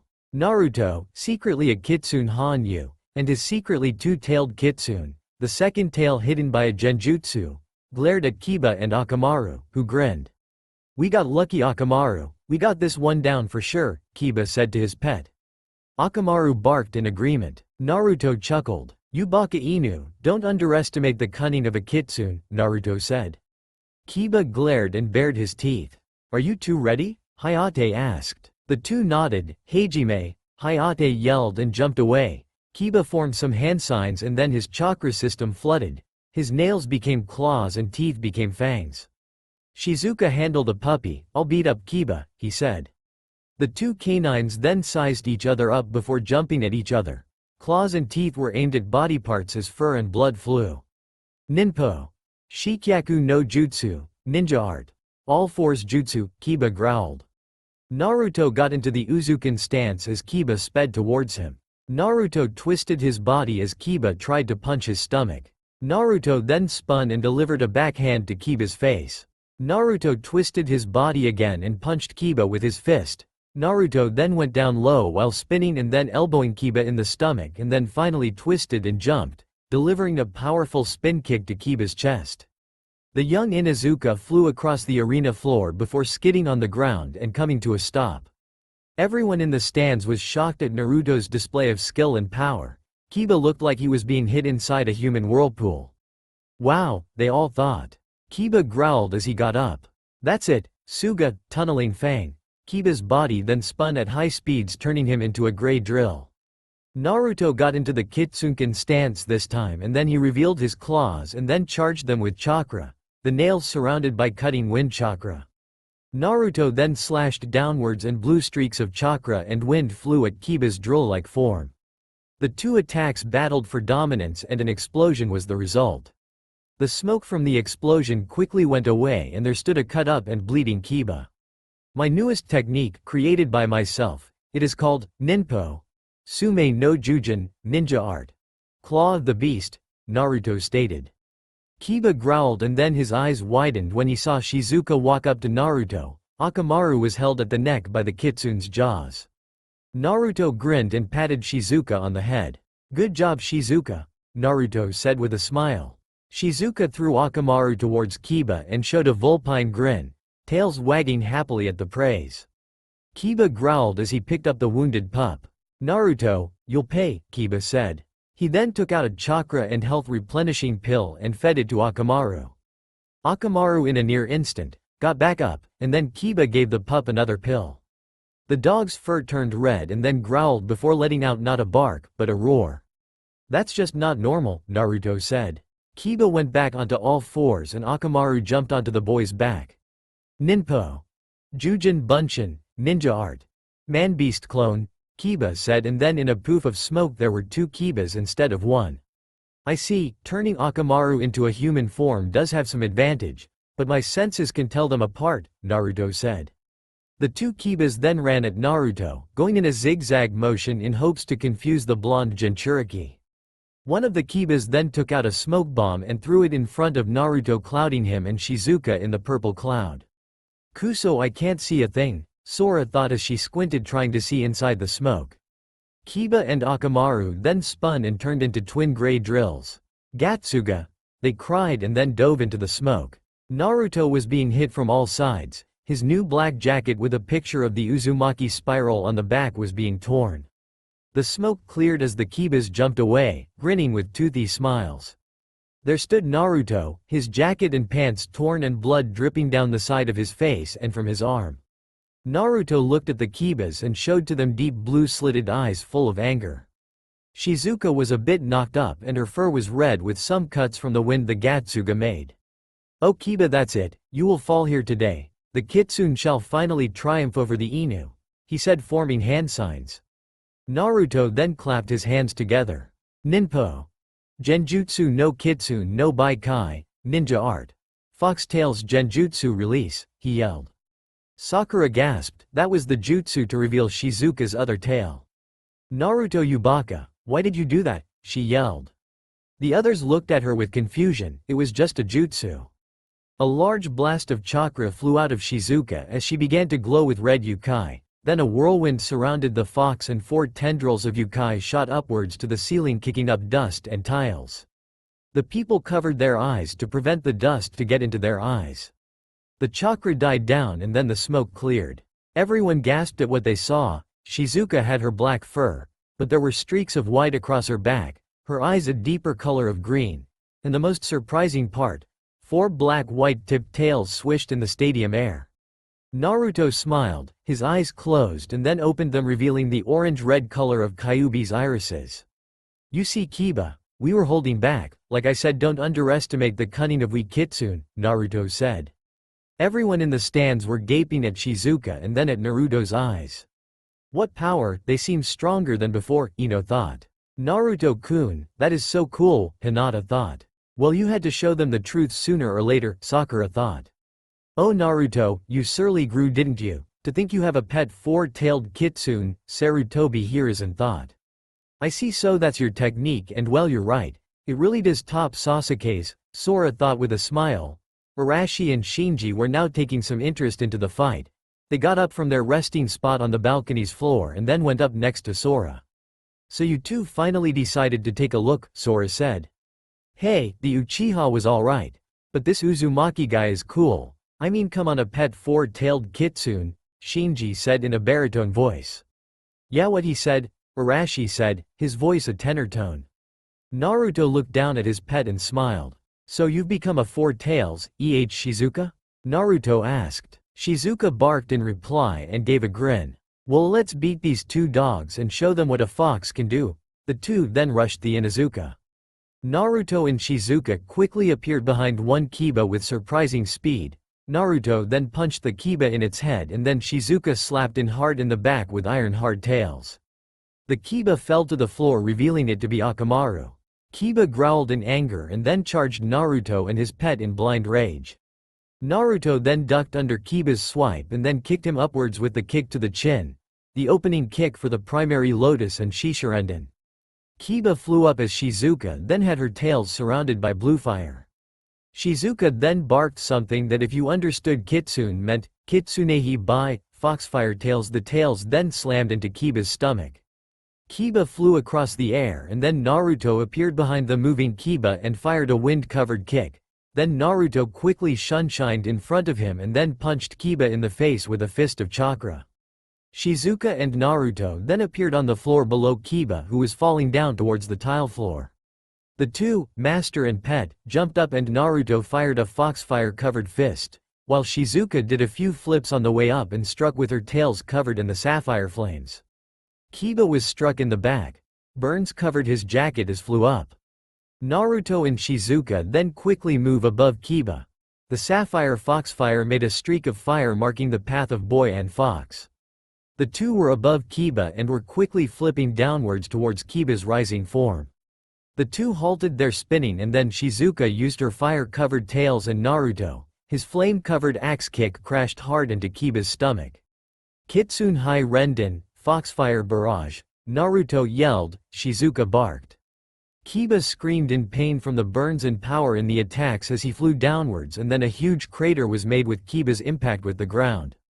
Kiba was alive as decreed by Hayate and then turned to the landing Shizuka and Naruto. Shizuka barked in happiness at the victory. Naruto grinned and then ruffled Shizuka's head. He and the Kitsune then walked back up the stairs to the balcony, to find the people clapping for him. Sora ran up to him and hugged him. Naruto was taken back by the show of affection and then grinned. Sora released the hug. That was so cool, Naruto-kun. You were all flashing from place to place, and that Kitsune High Renden that really topped Sasuke's, Sora said. Naruto scratched the back of his head in embarrassment. I guess I overdid it a bit, but thanks for the praise, Sora-chan, Naruto said. Then Shinji and Arashi walked up. Hey Shinji, Arashi, what did you think? Naruto asked Sora's teammates. The two glared at the Jinchuriki, making Naruto feel nervous. Then their expressions changed from serious to happiness. Sugoi, Naruto-san. I can see why Sora has taken such a quick liking to you. She took at least a week to get used to us, Arashi said. Sora blushed a bit before punching Arashi in the arm. Shinji chuckled. Like what Arashi said, I think you did an awesome job, he said, shaking Naruto's hand. Shizuka barked before jumping up to get attention. The four genin chuckled. You did a good job to Shizuka-san, Shinji said. Shizuka puffed out her chest in pride. They then heard the sound of the electronic board flashing through names with a beeping sound. The names then slowed down, going slower and slower. Will Rime Sora and Hyuga Hinata please come down to the floor, Hayate said. Naruto then gave Sora a hug. Naruto and Sora blushed a bit. Good luck, Sora-chan, he said.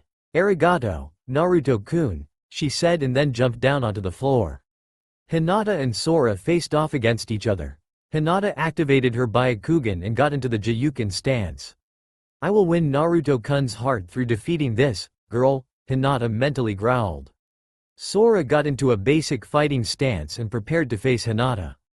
Hajime, Hayate yelled. Hinata quickly ran at Sora and cocked back a chakra palm strike to Sora's stomach. Sora formed hand signs and took a deep breath. Kaden. Gukakyu no Jutsu, she yelled, and a large fireball flew out towards Hinata.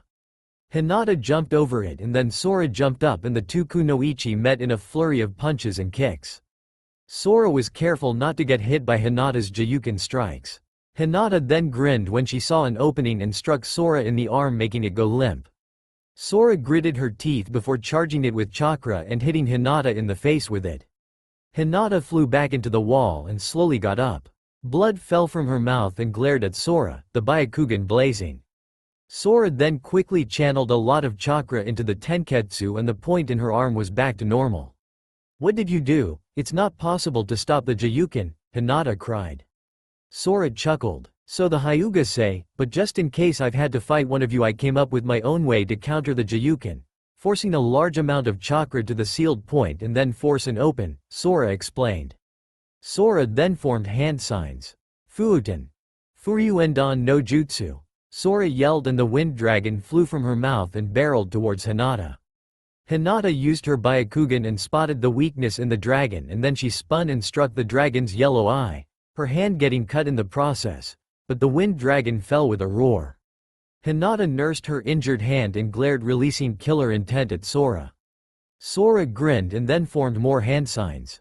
Hinata ran at Sora, full speed, in an attempt to stop the blonde, but it was too late. Kaden. Arashi Hai no Jutsu, ninja art. Firestorm Jutsu. Sora cried, and then a swirl of red and orange flames swirled around her feet before spinning into a tornado and sped towards Hinata. Sora then formed some more hand signs. Fuuten. Taifumadri no Jutsu, wind style. Hurricane Jutsu, she said, and then a huge blast of wind went towards the tornado of fire and made it even more than it was before. Hinata's hair whipped back from the strong winds. Fear evident in her eyes as she saw the awesome chakra and power this attack possessed. Dear Kami, how will I get out of this? Hinata thought. Hinata tried to run from it, but wherever she went the tornado followed. Little embers were flying off, some nearly hitting Hinata in the face. Sora clasped her hands together and thought it was time to finish this. She made the tornado reform into something else. Front and back appendages extended from the tornado. 9 whip-like tails followed, and then the head of a kitsune emerged, and it let out a howl. This is my newest jutsu, I came up with it just now. I call it Kyubi no Hai, the blonde girl said. She then moved her arms, and the fox followed her arm movements. This is my Kekai Genkei, the ability to bend fire to my will, she said, and then she shot her arm forward. The Kyubi of fire let out a menacing howl, and before Hinata could blink, the fox was already in front of her. Its glowing blue eyes of fire stared into her soul. Give up, Hyuga, you can't win, she said. Hinata nodded and fell to her knees. I surrender, she said. Shosha, Rime Sora, Hayate said. Naruto whooped with joy and clapped for blonde female. Sora showed the Jinchuriki a grin and walked up the stairs to see her Naruto-kun. My Naruto-kun, where is all this stuff coming from? Stop thinking, you stupid brawn, Sora thought. Time skip. Sakura vs Ino draw. Gaara vs Lee Shosha, Gaara. Arashi vs Shinji Shosha, Arashi. End time skip. The winners of each round then lined up as they stood before the Hokage. Well, good job you Genin, Konoha and others. Now then, in 1 month the finals for this year's Chunin exams will take place in the Konoha Arena at 10 a.m. You will be able to use this time to train for new strategies and come up with new techniques in order to surprise your opponents. You must also have to put on a good show for the daimyos of K's. Mizu and Hai will come to see this. Now then, you will draw numbers from the box Hayate has in his hand, and then you will face that opponent, such as number 1 will fight number 2 and so on, Sarutobi explained. Hayate brought out a little wooden box with pieces of paper in it. The genin present all drew their numbers. Arashi 1, Shino 2, Shikamaru 3, Tamari 4, Sora 5, Gaara 7, Naruto 8. Okay, that leaves Uchiha Sasuke with number 6, so Hayate show them the tournament sheet, Sarutobi said. Hayate then drew a piece of paper and wrote down a few things and then showed it to the genin to show the matchups for the finals. Fuma Arashi vs Aburame Shino. Nara Shikamaru vs Subaku no Tamari. Rime Sora vs Uchiha Sasuke. Subaku no Gaara vs Uzumaki Naruto. Naruto turned and saw Gaara looking at him. Naruto glared at the Ichibi Jinchuriki with now glowing crimson eyes. Gaara's eyes flashed to a golden color, like sand, as he glared back at the Kyuubi Jinchuriki. The genin then all left with their teams to finally prepare for the matches. 1 month and the battles of the champions will begin. Naruto took one last look at Sora and smiled before leaving with Sakura and Kakashi. Naruto sighed as he walked down the road of Konoha. He was alone though, because his secretly, no longer a secret four-tailed kitsune, Shizuka was feeling a bit drained after using the foxfire so much, and not to mention he didn't have a sensei to train him for the exams. Great, just great. Kakashi-sensei bailed on me to teach Sasuke Teme and left Sakura and I without trainers. I mean, sure, Sakura's weak as hell, but she's still a member of the team, he thought. Naruto looked up at the sky and watched the clouds float by. Naruto stopped when he heard a shift in the wind and a figure landed in front of him. Naruto looked at the man, dressed in navy blue shirt and pants with matching color sandals and a bandana hite around his head, and wore dark glasses like Shino's. Ah, Ebisu-san. What's up, shouldn't you be teaching Konohamaru? The Kitsune Hanyu Jinchuriki asked. Ebisu adjusted his glasses and grinned. Yes. Well, Kakashi-san told me that since he would be training Sasuke, he gave me the task of training you, Ebisu explained. Naruto groaned in annoyance before he complied, and then he followed Ebisu to who knows where to train for the finals. Konoha Hot Springs. So you brought me for a bath? Naruto asked the closet pervert as he stared at the inviting warm waters of the hot springs. Ebisu adjusted his shades and chuckled. Oh no, young Naruto, we are here to train. I will now teach you to control that immense amount of chakra you have. You see, you have an enormous amount of chakra, even without the Kyuubi, and so we must have you learn to control that chakra, Ebisu explained. Naruto nodded. Demo, how will taking a bath help me with this? The blonde Jinchuriki asked. Have you learned the tree walking exercise? Ebisu asked. Naruto nodded. Well, I shall now teach how to walk on water. Naruto's eyes widened, and then he remembered how Kakashi and Zabuza were standing on water when they fought on the mission to Wave Country. Sugoi, teach it to me, Naruto said excitedly.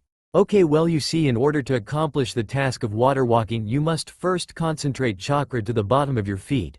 Then you take a step onto the water while continuously releasing a steady amount of chakra, and voila, water walking, Ebisu explained. Naruto processed what Ebisu just told him and then nodded.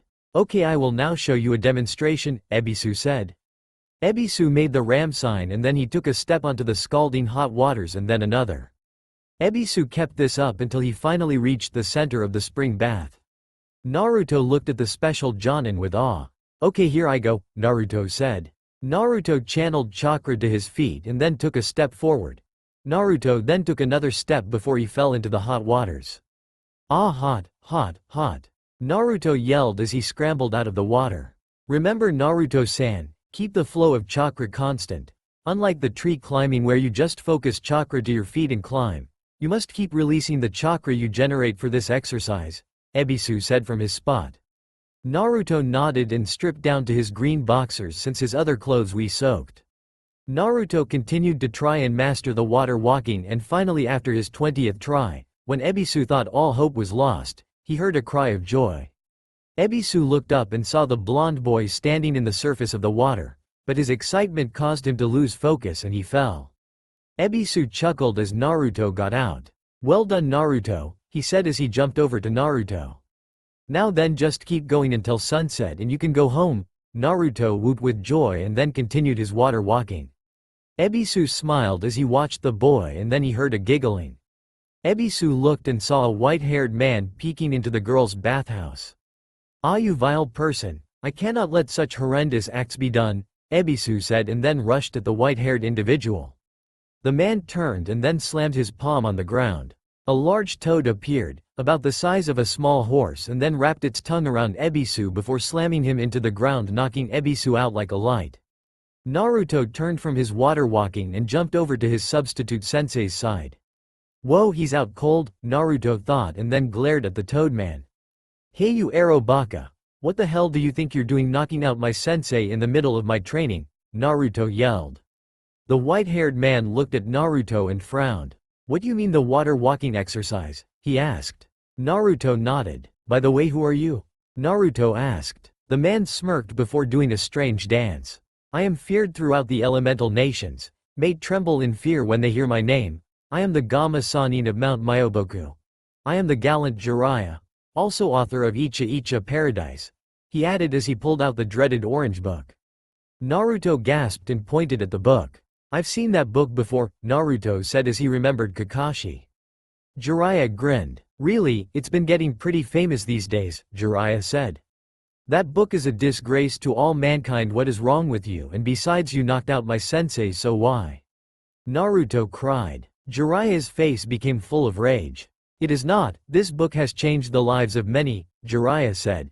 "Besides, I don't think you're even worthy enough to have me oversee your training," Jiraiya said. Naruto growled and then formed the ram sign. "Oryoke no Jutsu," Naruto said, and then in a poof of smoke Naruto turned into the naked blonde female we all know and love. Jiraiya's eyes widened and then began to take note in his book. "Sugoi, this is amazing, you are a genius. What's this called?" Jiraiya blabbed as he tried to resist the urge to have a nosebleed. It's called Oryoke no Jutsu," Naruto said as he scratched his head. "Well kid, looks like you got yourself a sensei," Jiraiya said. "So you'll help with my training?"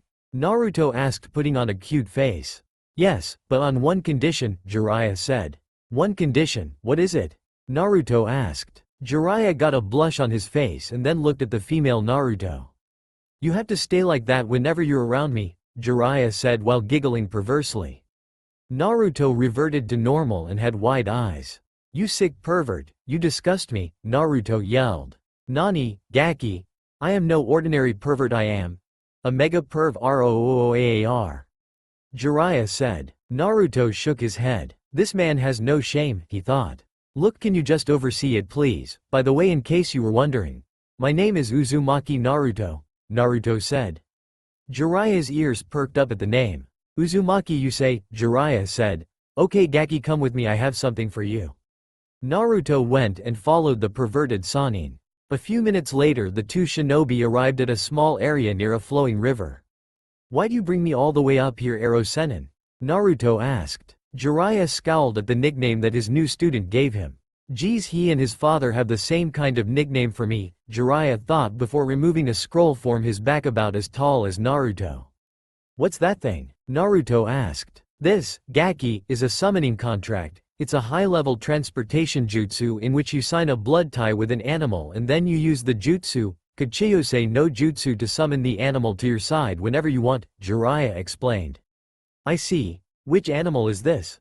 Naruto asked. I know Naruto's asking too much questions. "Have you heard the story about the village of Uzugakure?"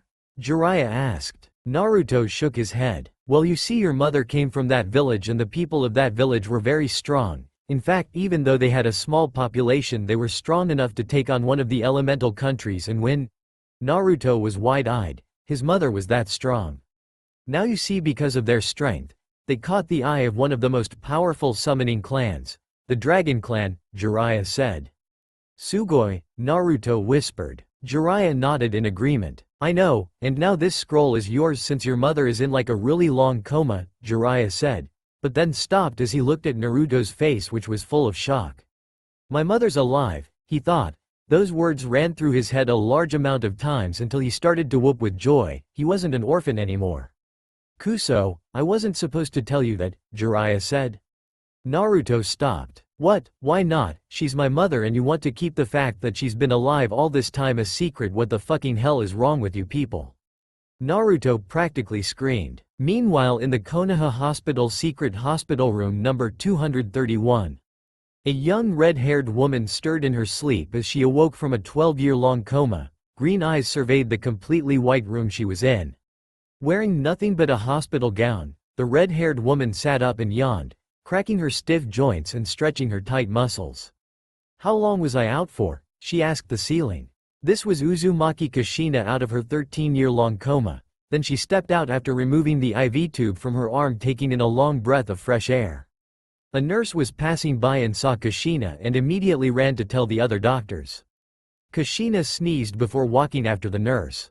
Kushina walked down a few flight of stairs and saw a whole lot of people standing in front of the door and smiled. Welcome back, good to hear healthy Kushina-san, they chorused. Kushina smiled. Arigato, now I want to see my little Naruto-kun, she said. The whole room paled when they heard the name Naruto. Did you follow Minato-kun's wish and make sure my baby Naruto was seen as hero? She growled. The whole room became silent. You assholes. Kushina became red with fury and sped off to the Hokage Tower. Hokage Tower. Sarutobi Hiruzen was doing a whole set of paperwork and was beginning to crazy after doing so much. Sarutobi looked up at the ceiling and prayed to Kami. Please Kami-sama, please do something to keep me away from this paperwork, he thought. A knock came on the door and the secretary entered. Hokage-sama, you have a visitor, she said. I love Kami-sama, thank you, Sarutobi thought. But his happiness was short-lived as he came face to face with an angry Uzumaki Kushina. Sarutobi paled. I hate you Kami-sama, he thought as his ears were now filled with the sound of Kushina's loud and seemingly endless rant. 1 hour later, Sarutobi was on the verge of going deaf as Kushina continued her rant of death. And he then decided to end it. Look Kushina, I understand that you're very disappointed with the villager for not seeing Naruto as a hero.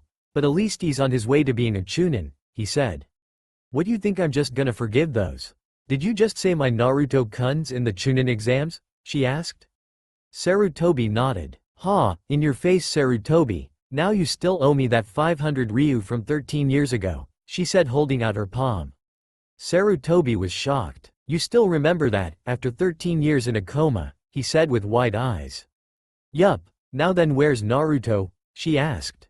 I think he's by the Nakana River with Jiraiya, he replied. Kushina's eyes widened and instantly left, but not before buying some clothes and then going to the river.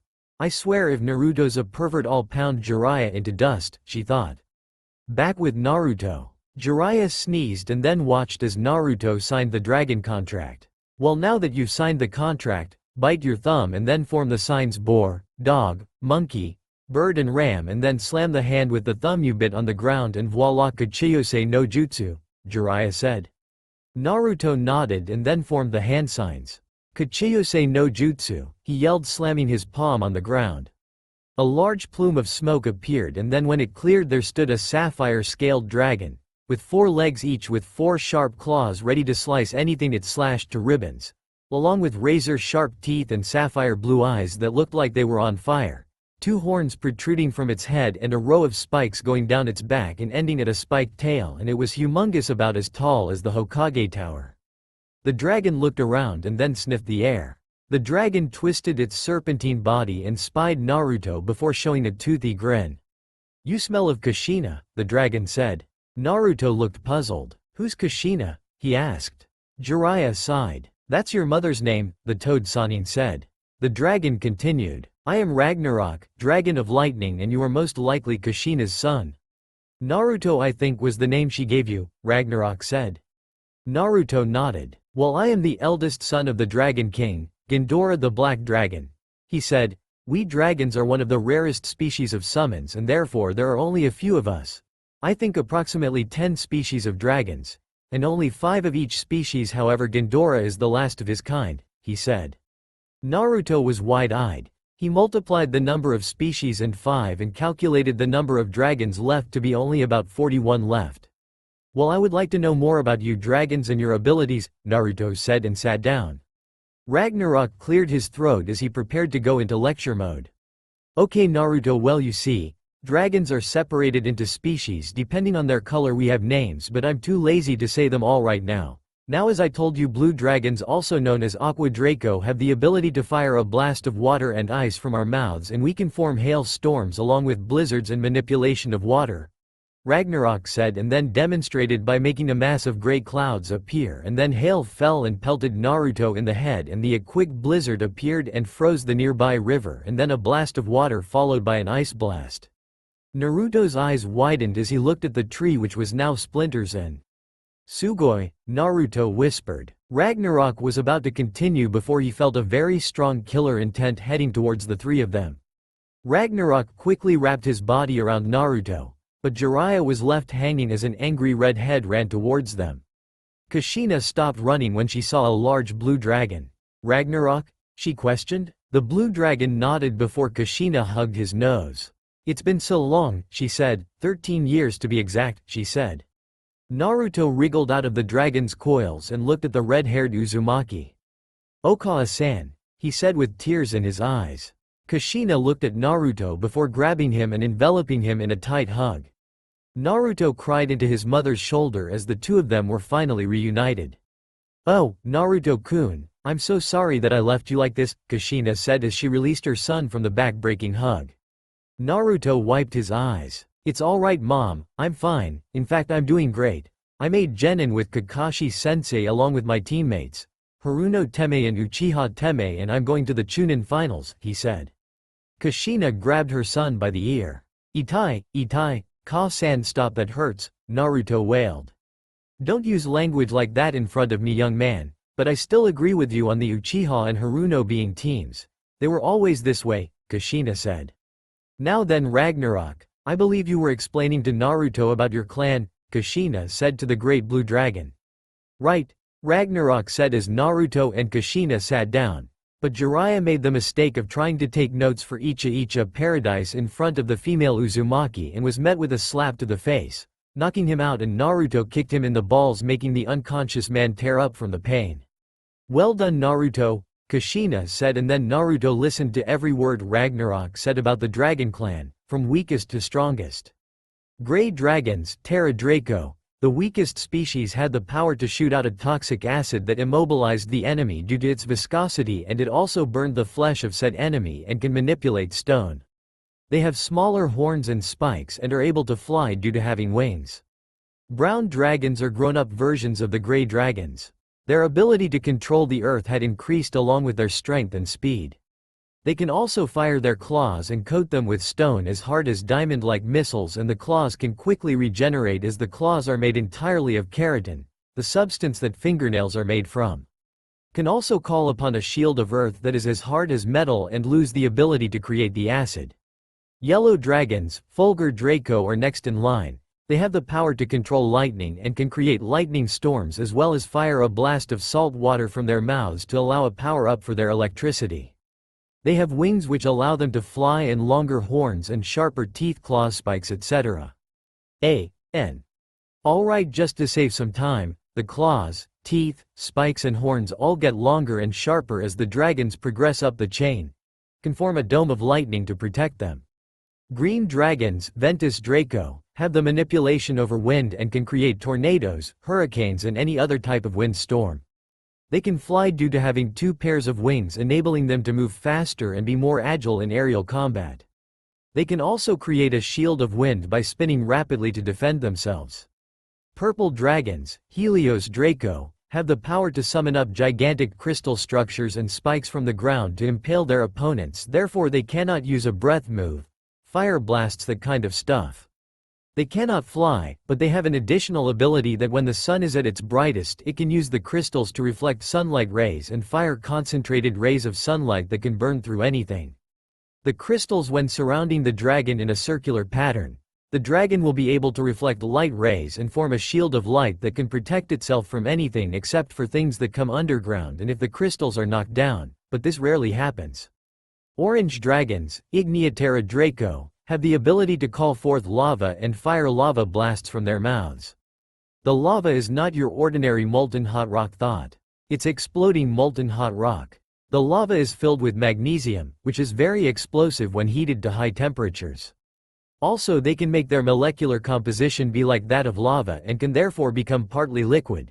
But the catch is that although it's a lava dragon in that form, it's still extremely vulnerable to any form of moisture, snow, hail, rain, even saliva. But the damage depends on the amount of that liquid.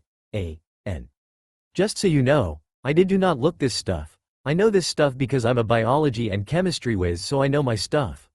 White dragons, Glacies Draco, are younger versions of blue dragons and unlike their adult forms cannot manipulate water, but can use ice. They form high-powered blizzards and ice beams and can call upon ice spikes to impale their opponents. They can fly, but they are very vulnerable to fire because their scales are partially made of ice and also anything it touches with its claws freezes instantly, but the scales can regenerate slowly. They lose the ability to freeze things and call upon the ice spikes when they become blue dragons. Red dragons, Igneo Draco, have the power over fire and can shoot fire blasts up to 9,000 degrees Fahrenheit. They can spin at high speeds while shooting a stream of fire to form a tornado of fire around itself, and this attack is both defensive and offensive. The red dragon can also fly and then perform an attack known as Meteor Strike, in which it flies up, surrounds itself with fire and, well, dives. Finally, the black dragons, Maxis Draconis, have the ability to command all dragons other than their own kind, can fire blasts of black fire as well as have enhanced strength, speed, agility, endurance, and they also have the ability to create any kind of natural disaster. The black dragons can coat themselves with liquid diamond that is secreted from their scales, fly, and can bend the elements of fire, earth, wind, lightning and water to their will, which is why no dragon can oppose them. Some who have tried have never returned and others are held in the darkest dungeons of the dragon's lair. And that is the clan of the dragon's young Naruto, Ragnarok said. Naruto's jaw was hanging as he absorbed all that information into his human brain. Sugoi, you guys are like the awesomest clan ever. I mean, I can't wait to summon Ghidorah, he said. Now Naruto, I know you have a large amount of chakra at your disposal, but it requires an extreme amount of chakra to summon our leader and father. In fact, only Uzumaki Arashi, leader of the Uzumaki clan, was the only one to ever summon him, Ragnarok said. Call us when you need us. Also Naruto, I'll leave behind a friend to be your primary summon. This young dragon is a young hatchling, about 10 years after hatching. Take good care of him, for once a dragon becomes your partner she cannot go back to the summoning world. Also his name is Kyoshi, Ragnarok said, and then went back home in a flare of water and ice. The water and ice left, and there where Ragnarok stood was replaced by a red dragon. It had golden yellow eyes and then eyed Naruto before letting out a sort of growl, revealing 2 rows of sharp teeth, and a few embers flew out too. The dragon hatchling was about the same size as Shizuka. Well, you must be Kyoshi, Naruto said. The young dragon growled and then nodded. Hi, and you must be Uzumaki Naruto, the young dragon said. Naruto nodded, but before he and the dragon could talk, Kushina intervened. Alright Naruto, now that you're done with Ragnarok, I shall now teach you some new techniques that you, and only you can know, Kushina said. Why is it that only I can know these jutsus? He asked. Kushina smiled a toothy grin and then said the words that made Naruto's jaw drop. It's your bloodline, she stated simply. That's all for now. If you enjoy, then please like, share and do comments.